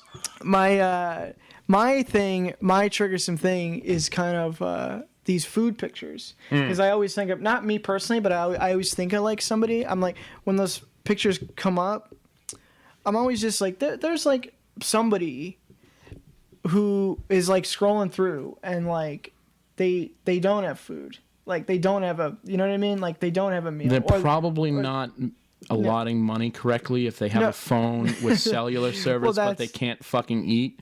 Get rid of the phone. It's America. Eat the phone. Yeah, but no. Don't buy the phone plan if you can't go to fucking McDonald's. But my point is just like, don't go to McDonald's. Go to like a Subway. That's a little bit better. My point is like, it's kind of like what you say. It's sort of this kind of pass. It's like a pass. If you look at it as sort of like a passive way of bragging, it's like, oh, look what I have got. Or some people aren't even thinking of that. They're just, here's my point of view. Boom, it's posted. People who post pictures of ugly babies. Yeah.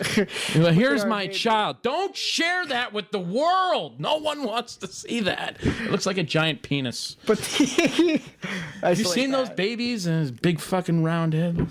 But it's people celebrating. But you don't see that anymore with the Zika virus. Now they're all small heads. Is that what that is? Yeah. But my point is just like, when you're posting stuff like I'm sorry if anyone actually has it's pregnant. I'm trying to make a serious post. I know. Food epidemic here.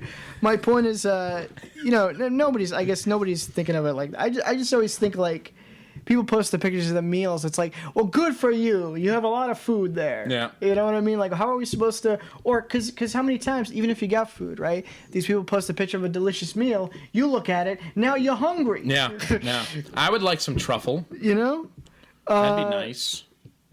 So it's something like that is not necessarily triggers some to me where it makes me personally upset, but I think of that where I'm just like, think that you're connected and the stuff that you do, stuff that you post may affect somebody else. You want to know what frustrates the most out of me on social media? What's that? You selfies. No, selfies, you know. I can understand selfies. People want to say, oh, I like that, like, love. Right. Wow. You know. Yeah. That makes sense. But people who are just clearly idiots and should not have access to the internet. Or if they have access to the internet and they're idiots, they only have access to Google to better themselves. Mm-hmm. There should be a freaking social media. So there's always the people who ask questions. You got to pass a QA test. They have to ask you. They solicit the hive mind of Facebook for a piece of information they could just Google themselves, right? You know. That would be one way. You know, you could do it. But I just the mass conscious mind that it just mouth breathers is astounding. That you see these people who comment on this stupid shit. You know, well, most Kim people Kardashian. Yeah. Fuck me. I don't want to see jack shit. You know what?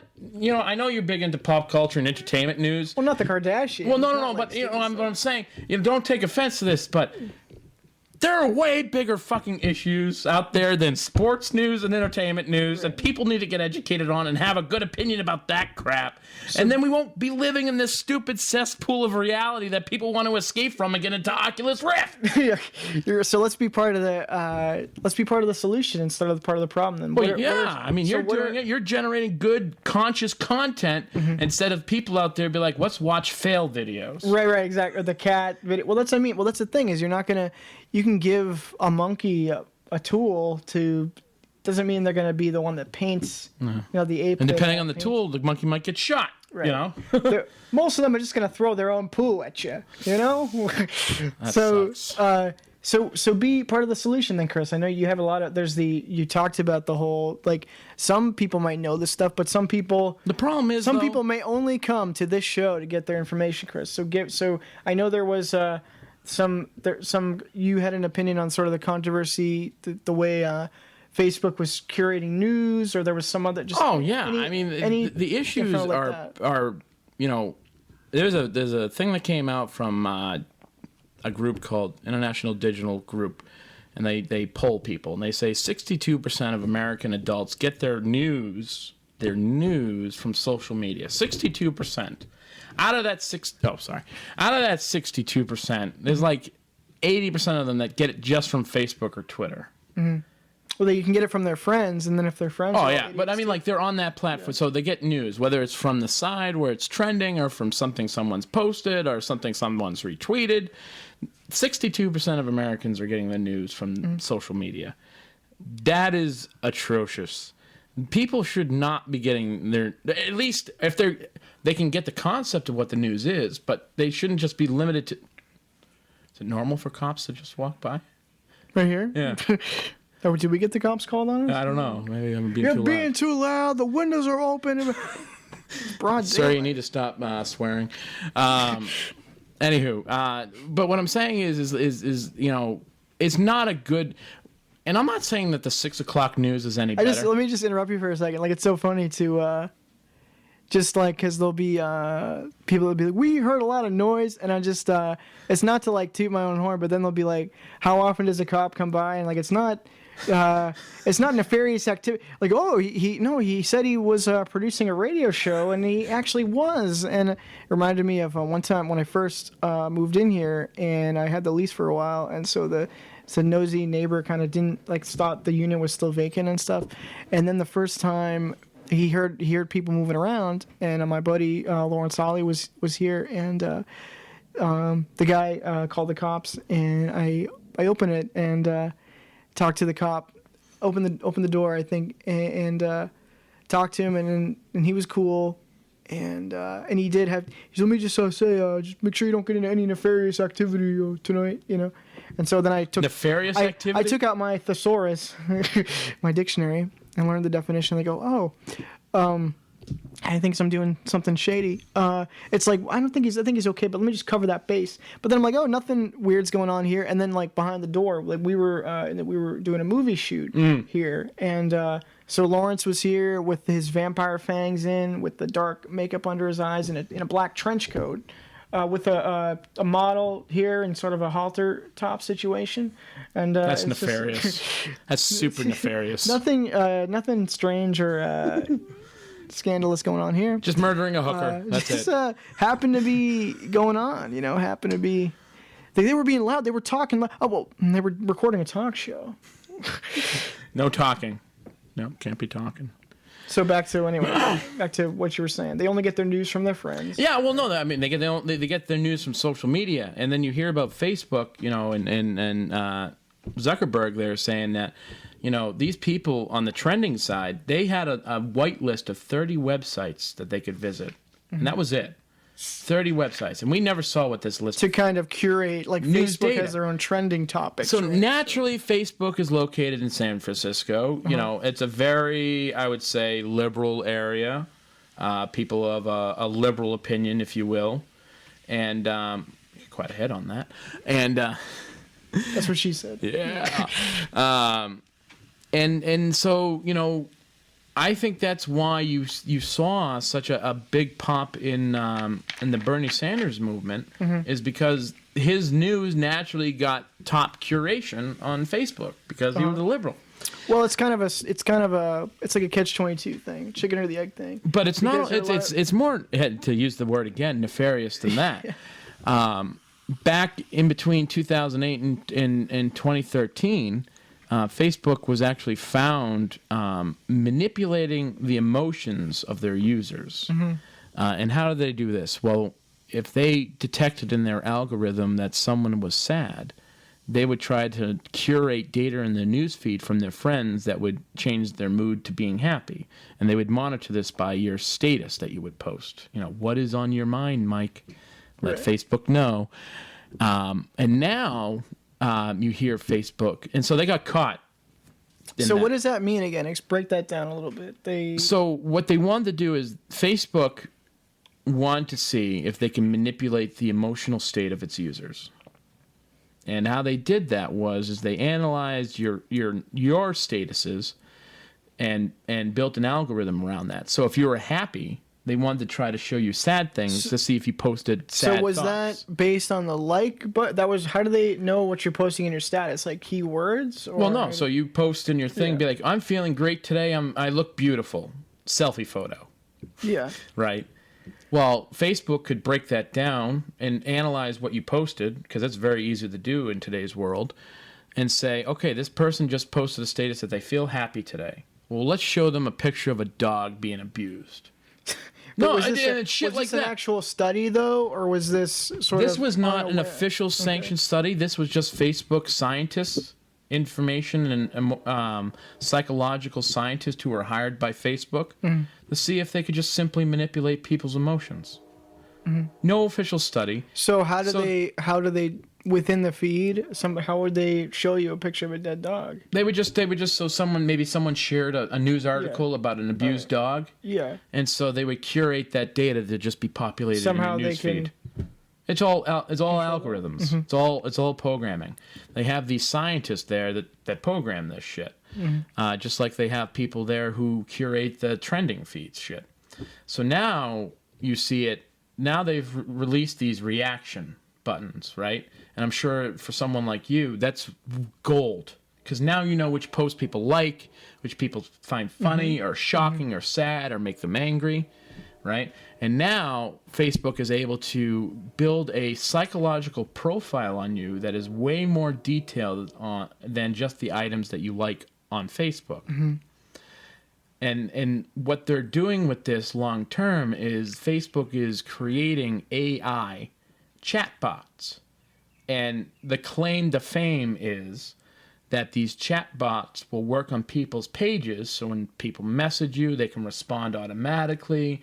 Or if someone posts a comment on your page, this can respond back as like an agent or a representative of your brand, and will have the same mannerisms and demeanor you would that when you type out. So now... Was that supposed to be a good thing? Or is it because I thought... Well, they're selling it as a good thing. Yeah. I don't see it as a good thing.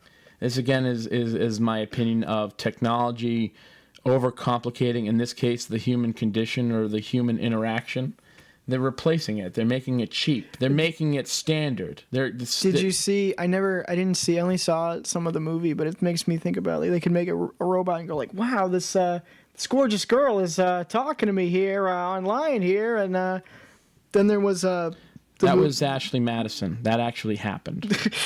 the adult cheating site, the adultery site.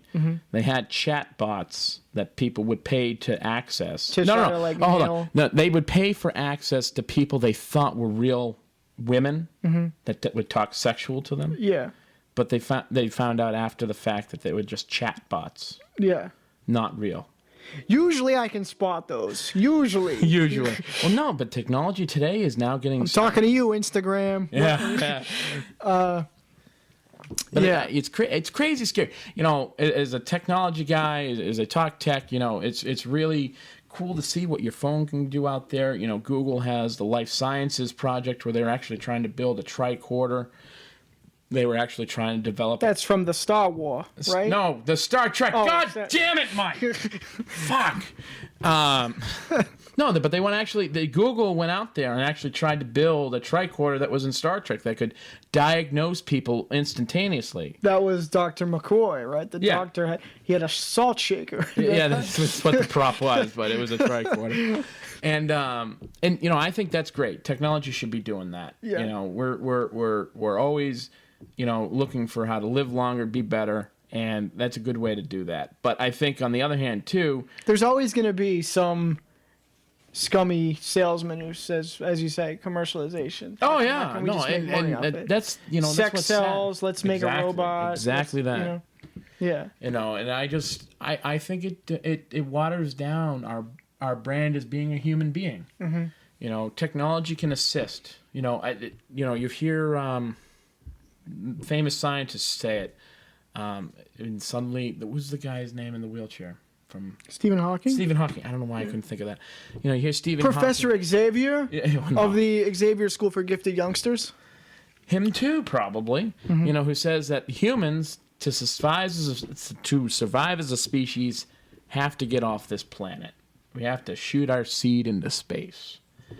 But we can't even collaborate, you know, to get rid of basic humanitarian problems. That's the whole rap about what drives, and it ties into being creative too. What is the part of the human condition to want to make something that's bigger than yourself? And then as far as technology, what drives us to keep building and building and building, technology getting smaller, and is the eventual marriage going to be this marriage between the organic and the technology with us? Or it's like, okay, we're here on the ground, we got to go up into space. We got to keep going higher and faster and further and smaller and sleeker. And the reason why we don't go into space, the reason why we don't... why aren't we mining asteroids?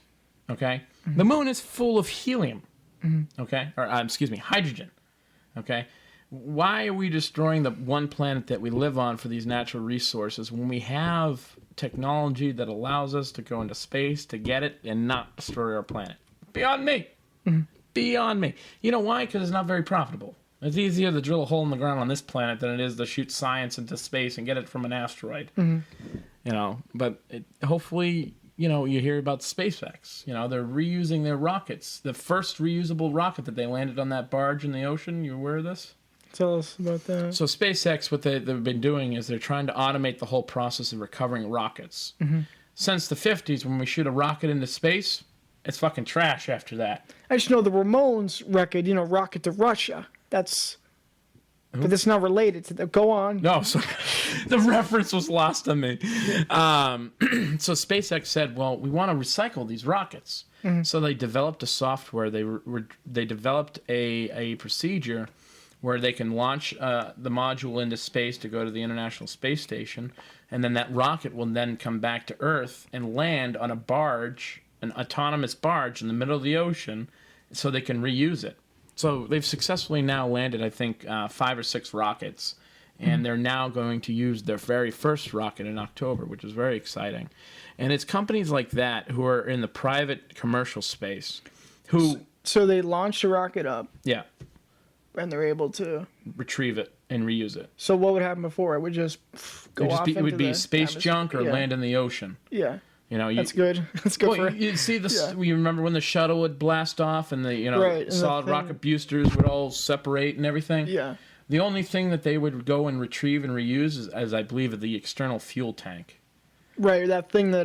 the big orange people thing. think, I remember in the movie Armageddon, one of the critics, it's like the ship was sort of coming in for the landing or whatever. Like just one of the many problems that I was listening to a podcast that Neil deGrasse Tyson did, the astrophysicist, and he was saying he was saying on the show. Yeah, he's a big podcast guest. He's got his own Star Talk Radio. Yeah, we watch it. It's pretty good. It's on a YouTube thing too, right? We see it on Netflix. It's on. Wait, he puts it on Netflix. I believe it's on Netflix. Yeah, it's on Netflix. And he's also he's the voice of was it Cosmos? Was it Stephen Hawking or who did that before? There was a Nova show. He was like a narrator. Oh yeah, Cosmos. Yeah, it was. Who was the guy who did it before him? I can't remember.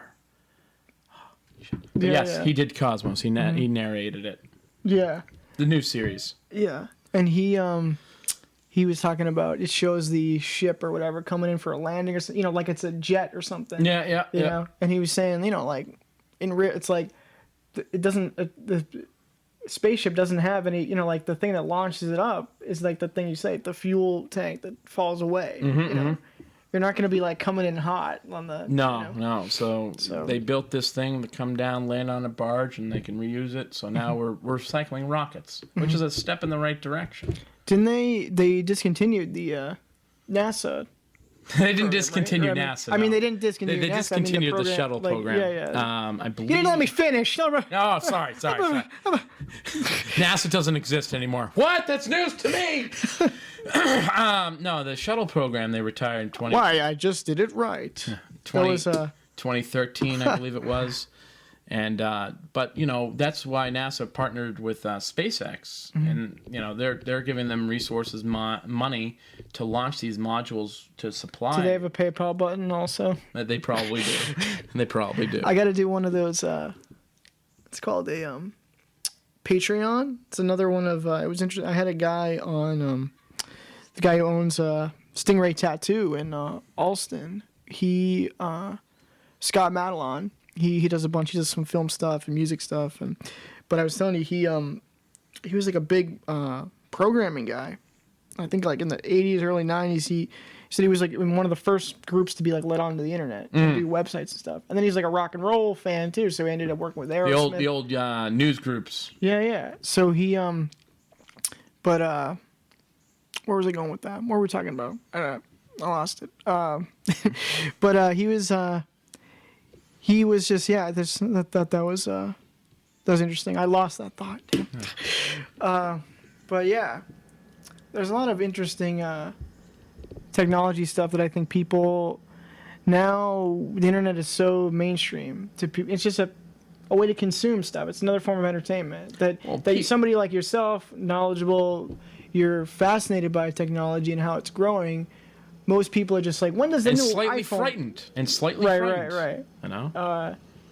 It's right. Not that I'm Chicken Little here. You get the chicken legs. Fuck! Bringing them back. Land in the plane. Yeah, I mean, so what are some of your concerns? Privacy? Absolutely privacy. Yeah. All right, so, you know, anyone out... Sorry, dude, you can keep adjusting my... We got to get that compressor. Yeah, I'm saying popping the mic here. We'll lower you down. Well, you got a pop filter. We got that's the windscreen. The afro thing. No, privacy is huge. So, you know, anyone who uses Facebook now on their phone are being forced to download Facebook Messenger. What's the latest? Was it because I think you made a post about that. What's the latest news for people? What there's a way to do it so they don't have to get tracked somehow. They get tracked if you have the Facebook app on or something. Or they? Well, you're getting tracked if you have the Facebook app. Right. You don't even need the Messenger. Right, the app. Yeah. Yeah. The Facebook app, the permissions that are required, you're required to give it is it can listen in with your microphone at any time. Try this out, folks. Try this out. Right. Have your phone just sitting aside. Everyone's just thinking about the time they have their phone in the bathroom with them. Yeah, no, it's serious though. If you say shit, like say, oh, I want to go to Norway and see their sea coast and this, that, the other thing, or I want to travel to Europe, right?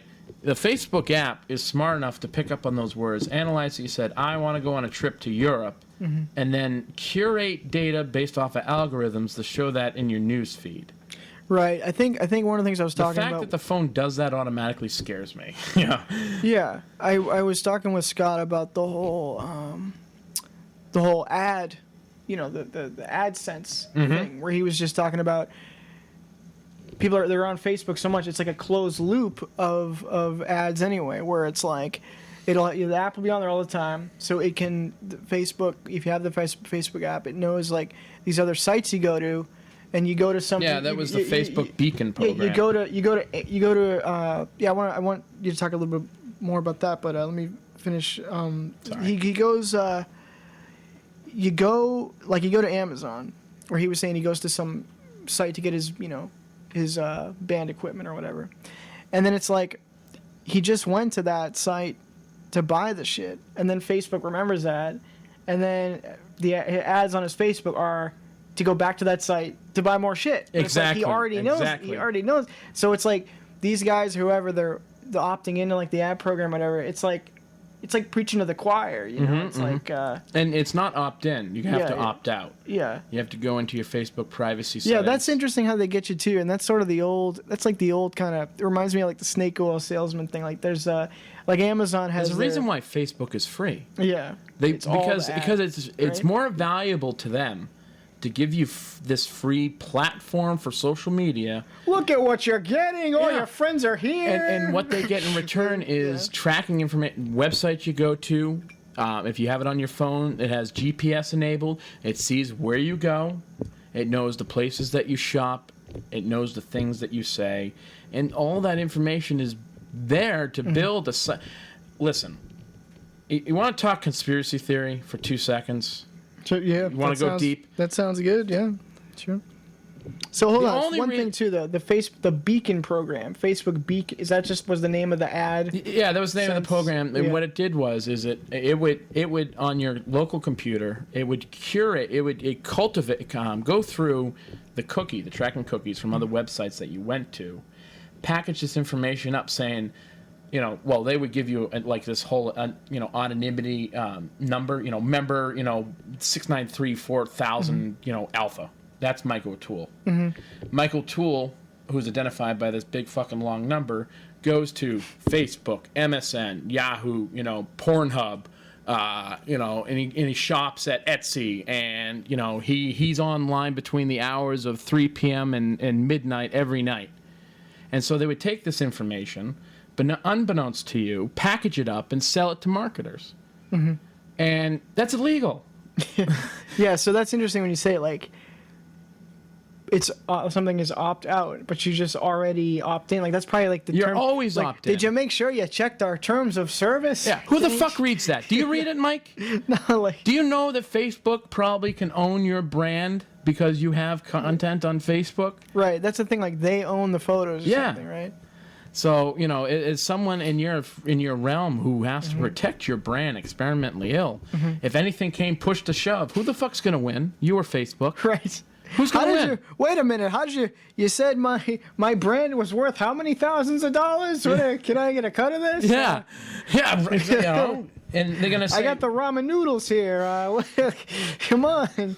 Donate. Go to his donate button, folks. Help him out with the ramen. I was saying we got to get that. It's called. I know what I was saying with that, Scott. He was telling me about he made a big mark. He designed all this code for what became e-commerce software. Okay. And so I was like, oh, so like before PayPal and all these. Like, yeah, this was way. It's like you had to. We designed the code that then people would buy. You know, you couldn't just go and buy it. If he was starting from scratch. And so then he was talking about working with bands and record companies. He said he was in Capitol Records, and he was saying, you know, it's like, they said, no, like, we're in the business of selling albums. People are going to buy these 12 songs. None of this buying a single on iTunes or whatever. Never mind, they didn't think anyone would put a credit card into a computer. You know, and they now, fucking shouldn't now anymore. Yeah, and now it's like not only the PayPal thing, but there's like this, grabbing onto the whole social networking thing. There's this site, Patreon, and there's everyone's doing an Indiegogo and a Kickstarter and all this stuff, which used to have sort of a philosophy behind it, where like, here's our project, here's the deadline for the project. Now there's like a site where it's just GoFundMe.com, which can be like anything, which is just like, give me money because I want some money. I've tried a few things on GoFund, whatever the fuck you just said. Yeah. GoFundMe. Yeah. And they'll block some stuff. Like if you're just, a moderately successful IT guy, they won't fund you to buy Star Trek shirts. And I found that out personally. Yeah. Speaking of which, can we get a sponsor here? What's this? You went to this. You can get a site. You got your Star Trek shirt. You purchased Miss Mary Mac's bathing suit. Yeah. Star Trek theme. She's got a Star Trek skirt too. It's it's a brand. A lot of people. There's like a website though. Is it just Star Trek stuff? No. It's ThinkGeek.com. Okay. They got a whole bunch of stuff. If you like Game of Thrones or whatever the fuck, Lord of the Rings, that shit, Star Wars, fuck off. You're not a Star Wars fan? Definitely not of the new shit. I mean, the original three I'm plenty fine with, but the new crap is bigger crap than crap is. I mean... Oh, you were not a fan of The Force Awakens? No, or the other prequels. Right, the prequels. Yeah. No, Force Awakens, are you shitting me, man? Let's have a one-liner every 30 seconds. You want to talk about movies that are made to make fun of themselves? That's one. Yeah. And it was also... Fucking Starship Troopers was more authentic as sci-fi than The Force Awakens. It was also like a soft reboot thing, because it was like, we can't like reboot Star Wars because the geeks will riot. But we can sort of they probably should have had that same thought process with Star Trek. It was like hitting the beats of A New Hope. It's not bad. I don't mind the new reboot of Star Trek. The Star Trek is more like turning it into an action movie. Yeah, well, they're trying to, they're trying to bring in a different crowd. They're, you have the diehard, the Star Trek fans who are going to go see it regardless because it says Star Trek. Right. But they want these people who are going to these. They want their kids to go. They want their nephews. It's a family affair. Nieces to go. They want the younger generation. They want to engage them because you know what? The 18-year-olds that I'm talking about that are on Insta-Twatter, whatever the fuck. Okay, they don't know what good Star Trek. They don't know what a Star Trek is. Okay. What is a Star Trek? Yeah. A trek across the stars. What? No. So, but keep getting distracted here. Off-camera activity. Yeah, I know. The floor squeaking. Somebody was over there walking around. They said, "What?" I think it was like from the Telltale Heart. What's under these floorboards? Yeah, Michael. You couldn't have sex in here without someone knowing, probably. Yeah, those floors are going. What? You walk across that floor, it sounds like someone's rocking it in a bed. Never mind, the walls are paper thin. You're trying to meditate here. You hear the wall sneeze. We got the cops walking by. Jeez, and I thought Brockton was bad. Just kidding. I'm sorry. Yeah, I think Mary was talking about you get the various graffiti tags you need to watch out for. It's like a Grand Theft Auto adventure over there. It's bad. We're looking to improve our situation. If you can go to my donate button, which is no, I'm kidding. Just help me out. Send me some cash in the mail. No, don't do that. That's bad. Send a check. Send it to Mike. He'll get it to me. Yeah. So are we gonna see that didn't you say you bought up a bunch of domains? Like some weird, how many domains do you have now? I've owned probably a dozen domains in the course of my IT career. I only own one now. It's Kimball.cc. Explain that. Christopher Charles. Yeah, Kimball.Christopher Charles. Kimball.cc. That's my domain currently. Just goes to my LinkedIn. So if you need IT, just ask me. Yeah, getting a plug in. Is that your slogan? If you need IT, just ask me? Yeah. That's my slogan. Well, no, I guess my slogan should be, you need IT, turn it off and on again, fuck. And then call me. Is there any, so I know for your work, it's primarily businesses and stuff, right? Yeah, we work with primarily businesses. We do what's called managed services, so we maintain systems and network infrastructure for a fee per month. Yeah. And, people pay us to make sure things go, and when they don't, they expect us to fix it like a firefighter puts out a house fire. Uh-huh. So how frequent do you run into the same company or somebody these fucking guys again, like our competitors? Well, no, I mean oftentimes clients. there will be a period where say an IT company is really shitty all of a sudden, and then they go and they look for other IT companies, and we'll come in behind them and we'll steal their clients. That does happen, and then you've seen all the shittiness that they have. But I mean, obviously, without naming names, though, are there clients where it's these guys again, they forgot to turn their shit on? Oh, you mean in terms of them contacting us for support? Yeah. Absolutely. We call those people the idiot users. Yeah. Typically, when we see their number calling, that's probably the first word we say. We go, have you rebooted yet? Did you try turning it off and on again? And isn't there that thing where you can... We actually have a button on people's desktop that says fix all IT issues, and all it does is reboot their machine.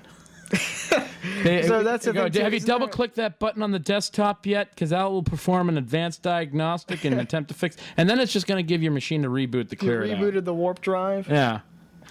Have you tried recycling the main power coupler?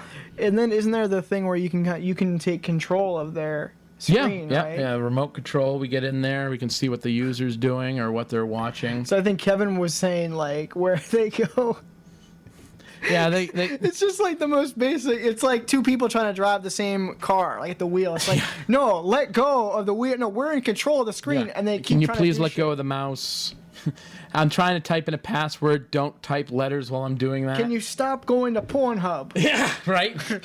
That's don't go to downloadzone.com to get Microsoft Office, because that's a virus.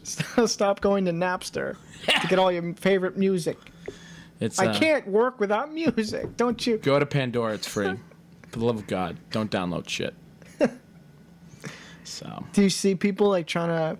Will there be maybe small businesses that are trying to get computer literate, but they're not there yet? Well, this goes back to me teaching people how to fish. There are people out there who have technology who have no idea how to use it, and we try to train them. If they submit a ticket, I can't do this. Well, let me show you how to do it, so next time you don't have to waste a half hour waiting for us to get back to you, type of thing. I think that's very important. I think there's a lot of value in that, because if the person's more efficient, then they're more efficient at their business. Time is money, right? Right. So if we can do that, then people will call us less. So it allows us to focus on other things that are more important. Mm-hmm. And it's you have to have a good collaboration. Communication is key. Saying, hey, how are you? How's it going? What's going on? Oh, well, I'm doing this. We're thinking about upgrading XYZ systems. Is better than, us getting a call the day before they're upgrading XYZ systems saying, now it's an emergency. Mm-hmm. Their lack of planning doesn't constitute an emergency on my part, type of thing. But, everyone's different. We have special users that we know that we have to coddle to. I have a specific client that tells us that we're not allowed to tell people to reboot their PCs until we've done about 15 minutes of troubleshooting. So we just get on the computer and just start to defrag. To justify? Yeah. Well, because they get offended. They get offended if you don't try to fix it. You just tell them to reboot it. I'm like, dude, I'm going to charge you 15 minutes just to placate your users to thinking they're not stupid? I mean, it's your business. If you want to pay us, that's fine. But come on, you know. Sometimes it really is though. Like that's for me, it's always that like, oh, it's broken. Oh, this one knob. It's always like the one knob that But you didn't turn. the important thing button, is that we understand that users don't know what we know. It's like if you bring your car into a mechanic. right. The mechanic is obviously going to have very good knowledge of what they do. But if you drive your car into the ground because you never take it in for an oil change, well, that's shame on you. You know, and the same thing is true of computers. If you click on a link or an email attachment that you're not familiar with and you download a virus, that's your problem. So it's that media literacy, that computer literacy. Like, oh, I know that this looks funny. And don't get me wrong. I mean, if people do it once, you know, with, hey, you know, happens to everyone, you know. But with here, fool me once, shame on you. Fool me twice, shame on me. Yeah. Well, shame on me for not telling you not to click on the fucking thing. I mean, goddamn. I mean, we throw tens of hundreds of dollars at technology to prevent people, to mitigate these risks. But, you know, we always have the one user who's like, I pay you so much money. How did I get this virus? Right? I go, how much money do you think? It's not your responsibility to if they click on some weird shit. Right. And I go to them, I go, how much money do you think the U.S. government spends on anti-intrusion prevention? Intrusion prevention, not anti-intrusion. That's the opposite of what I just said. Then there was the whole Hillary got her email account hacked or whatever. Well, all right. Well, if we're gonna talk about, you should have started with this. Yeah. Because we're running out of time. But do you guys have to get going? In a little bit. We 10 more minutes. Yeah. We can you know, Hillary Clinton's email server, you know, the whole reason why that happened is it was a private server on a private network being maintained by a single system administrator. Okay. Secretary of the United States. Her email is like Hillary rodhamclinton at gmail.com. No, it was hrc17 at clintonemail.com. That was her email Her address. password is socks, 99, like the dog that they had, the cat. Whatever. Something so fucking obvious. So you know, the United States government puts millions of dollars into intrusion prevention, and they still get hacked, right? Yeah. Hillary decided to say, well, I'm going to put my email server at my house. You know, and I'm going to have this guy, this system administrator, try to build the entire security plethora that the United States government has to protect this one server, and he didn't protect it. And because of the nature of her job, you know, she was handling sensitive information, which maybe at that time when she was Secretary of State wasn't necessarily classified as top secret, but after her tenure, it was. But that information still existed on that server. So now, after the fact, in hindsight, it's now top secret, restricted information. So does she just kind of claim ignorance with that kind of... Like So her claim to this whole thing is that, well, all the other Secretary of States before me never had this problem.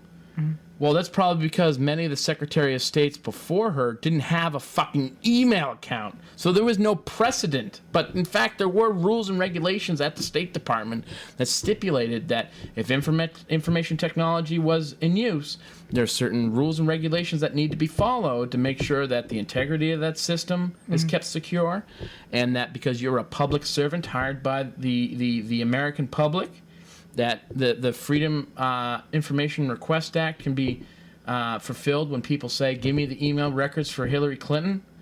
And because she maintained a private server, she was able to circumvent these rules.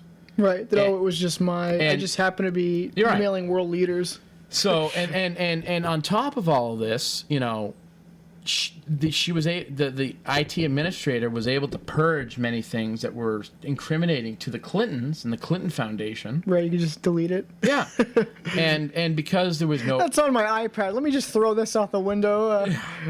And because of this, you know, the American public can't get the emails that they're entitled to when she was in public service.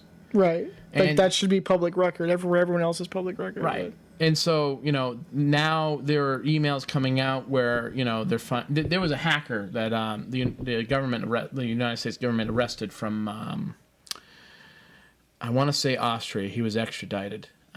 Austria doesn't sound right. But anyways, his name was not Lucifer, but Gucci. Lucifer. No. It's the word. It's the word Gucci. You know, like the We're gonna bag. get Mary on next time to give us all the religious info on how is this a politician who is actually named Lucifer. No. His hacker name was you know, Gucci, like the fashion designer. Uh-huh. It was Gucci Fur. You know, it's a meld of Lucifer and Gucci. I can't pronounce his name. So he claims that he was able to hack into the Hillary Clinton email server, and it was a treasure trove of information that any state ally or enemy would be able to view. Yeah. So, you know, you hear the government talk about, you know, how Edward Snowden released all this information about how we deal with surveillance. Right. That's a whole thing. Yeah. You know, we don't have we have 5 minutes, but we're not going to get into that right now. I feel like we'll have to come back to that. We'll get into the heavy. We'll have you back and get into the heavier stuff off the bat. It was fun though. Yeah. Uh-huh. And I'm sorry, you know, time's short today, but you know, so they fuck, what was I going to say? Hillary Clinton, Snowden. Oh, so they said that Snowden, when he released how the United States government surveilled the world and the civilian population here back at home, mm-hmm. and how that set back United States surveillance 7 years. General Clapper came out. He's the director of intelligence mm-hmm.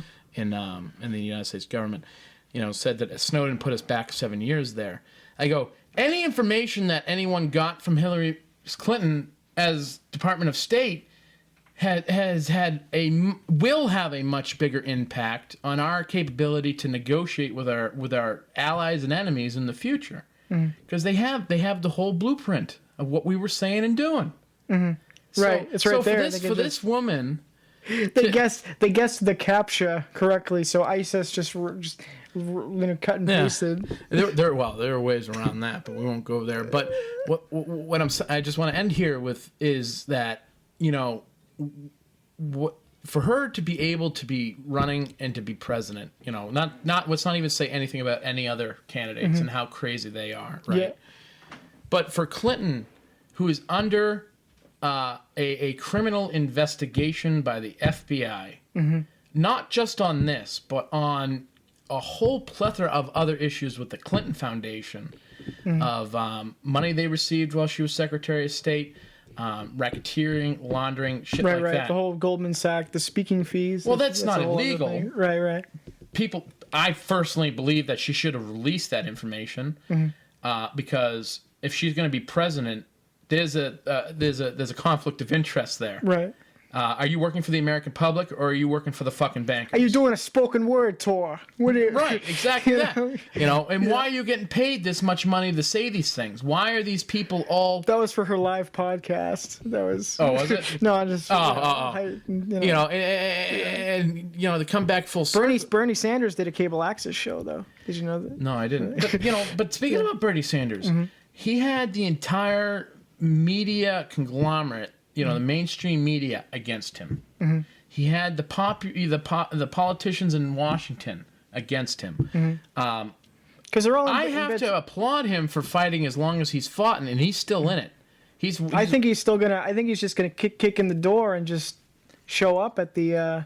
The miracle that needs to happen is Hillary gets indicted, and then there's she loses her yeah. nomination, and then Bernie Sanders comes in.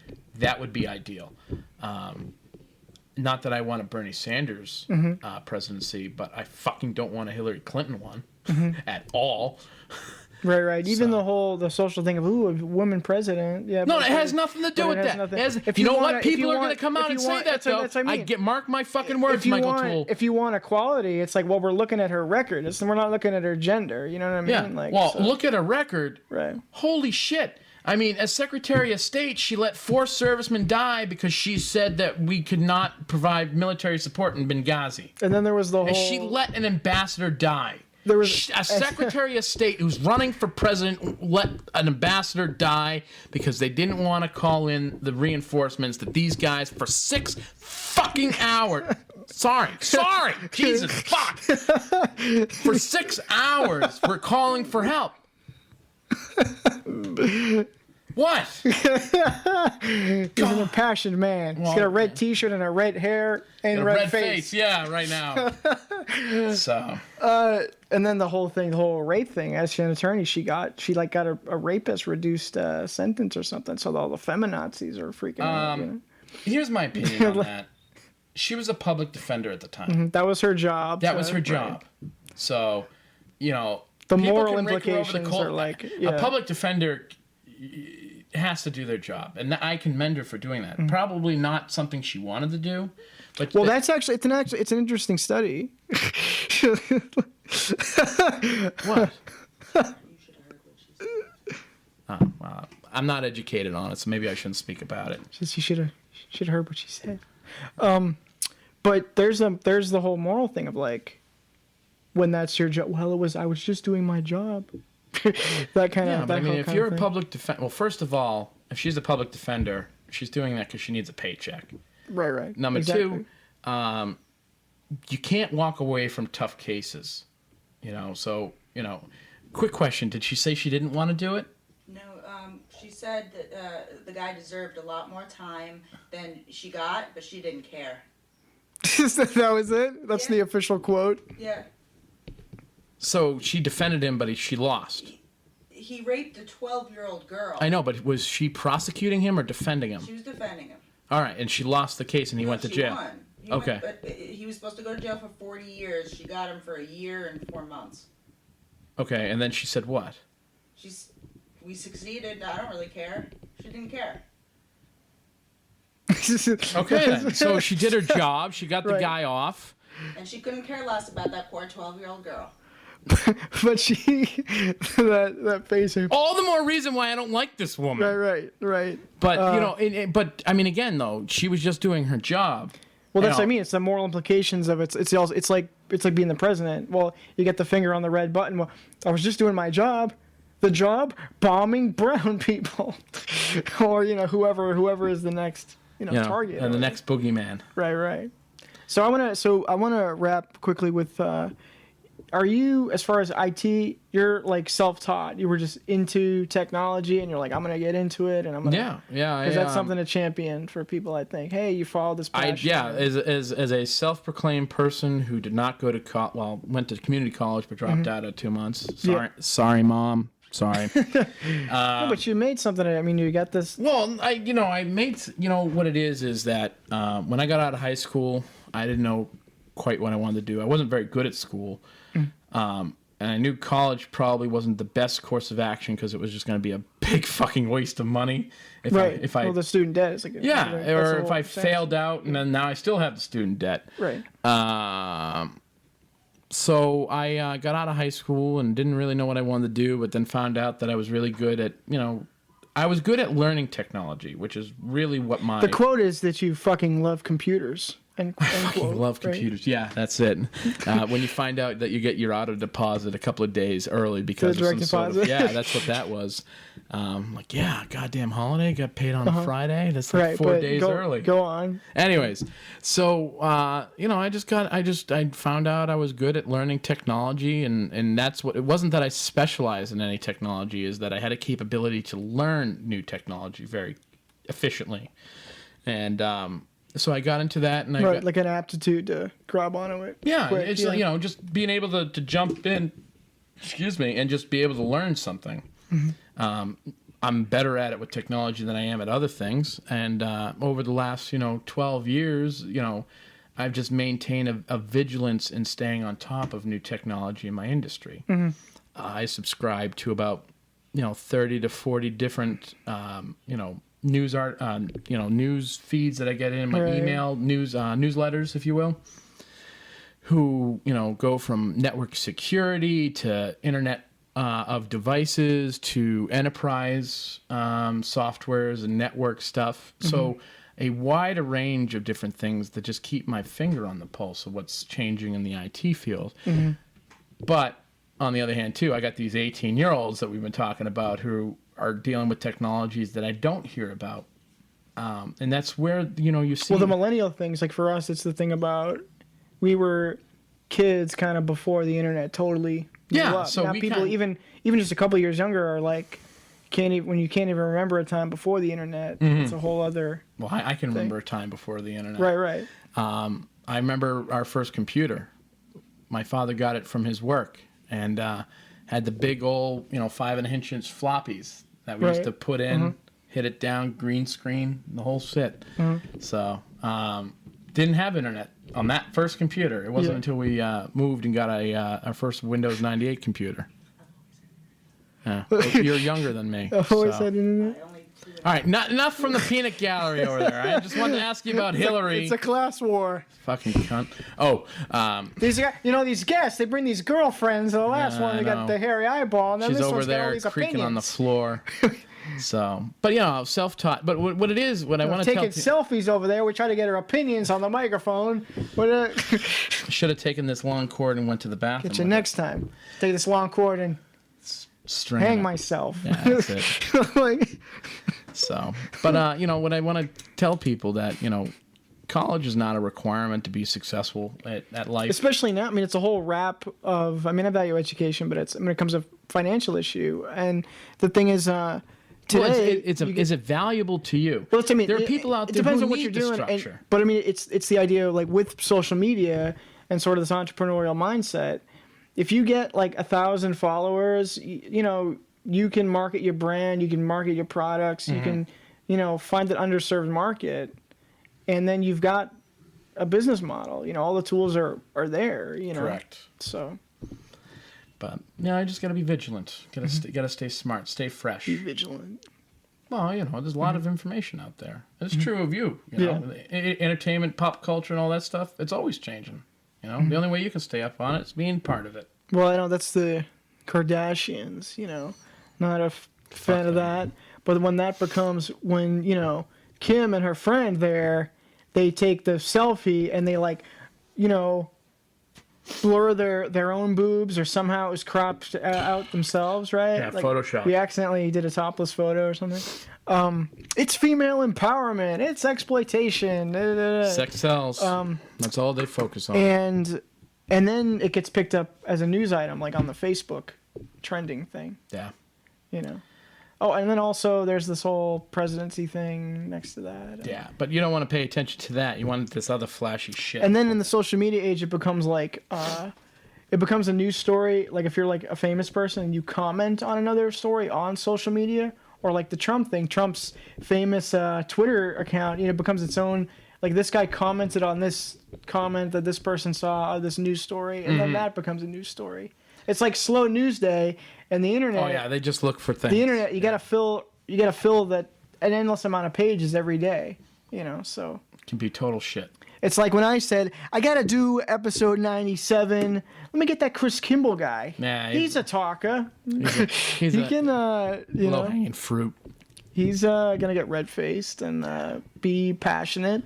Well, next time we'll start right on the privacy shit. The heavy hitter shit. The good stuff. We got to edge in. Thin end of the wedge. Thin end of the wedge. That's right. So anything else you want to plug? Anything you want to put out there? Anything you want to... No, I think I'm good. Should we plug the Miss Mary Mac Instagram or what? Yeah, go to Miss Mary Mac and see all that stuff that she does because it's entertaining and good for you. That's what we're gonna next time. We're gonna do the a domestic squabble podcast. I'll just produce it and watch. Yeah, we'll get you guys. You just step away. Yeah, I heard that's the good. The fiery. No, I have it on good authority that she's a beautiful person.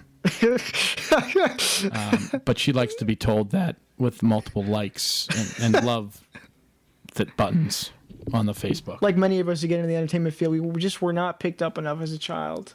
I was not breastfed, Chris, and thus podcasting. And on that note... And that's a big tit. Tit for tat. Yeah. Or a little debate here on the show today. Anyway. So episode 97, man, June 10th, 2016. Thank you for having me. Yeah. Chris Kimball. Very good. Thanks for coming. It was cool. Go to experimentally.com. when you go there. Click on that support the show tab, PayPal donate button. Really, you really got to go there. For as little as 5 cents a day, help a starving child who does a podcast. Who apparently wasn't breastfed. Yeah. Help him get us we'll get you some breast milk from your donate button. Is there? I'm sure that's its own. It might be a different link. Yeah. You should put it up there. I'm sure, Mary, in the modeling community, there's some sort of breastfed fetish thing. I think John Hartman made a film about that. LSD, breast fantasy, something. I'll leave it to John. That sounds like his specialty. He's up and up on that. Yeah. RealGroovyFilms.com. John Hartman. ExperimentalEal.com. Yeah, 3 Corner Cup, man. Keep the lights on. Keep the conversation going. Be a part of the conversation, man. Contact me, MikeOvideo@gmail.com, Facebook.com/MikeO'Toole, Twitter.com, Mike O'Toole, Instagram, Michael P. O'Toole, and until next time, persist to get ill.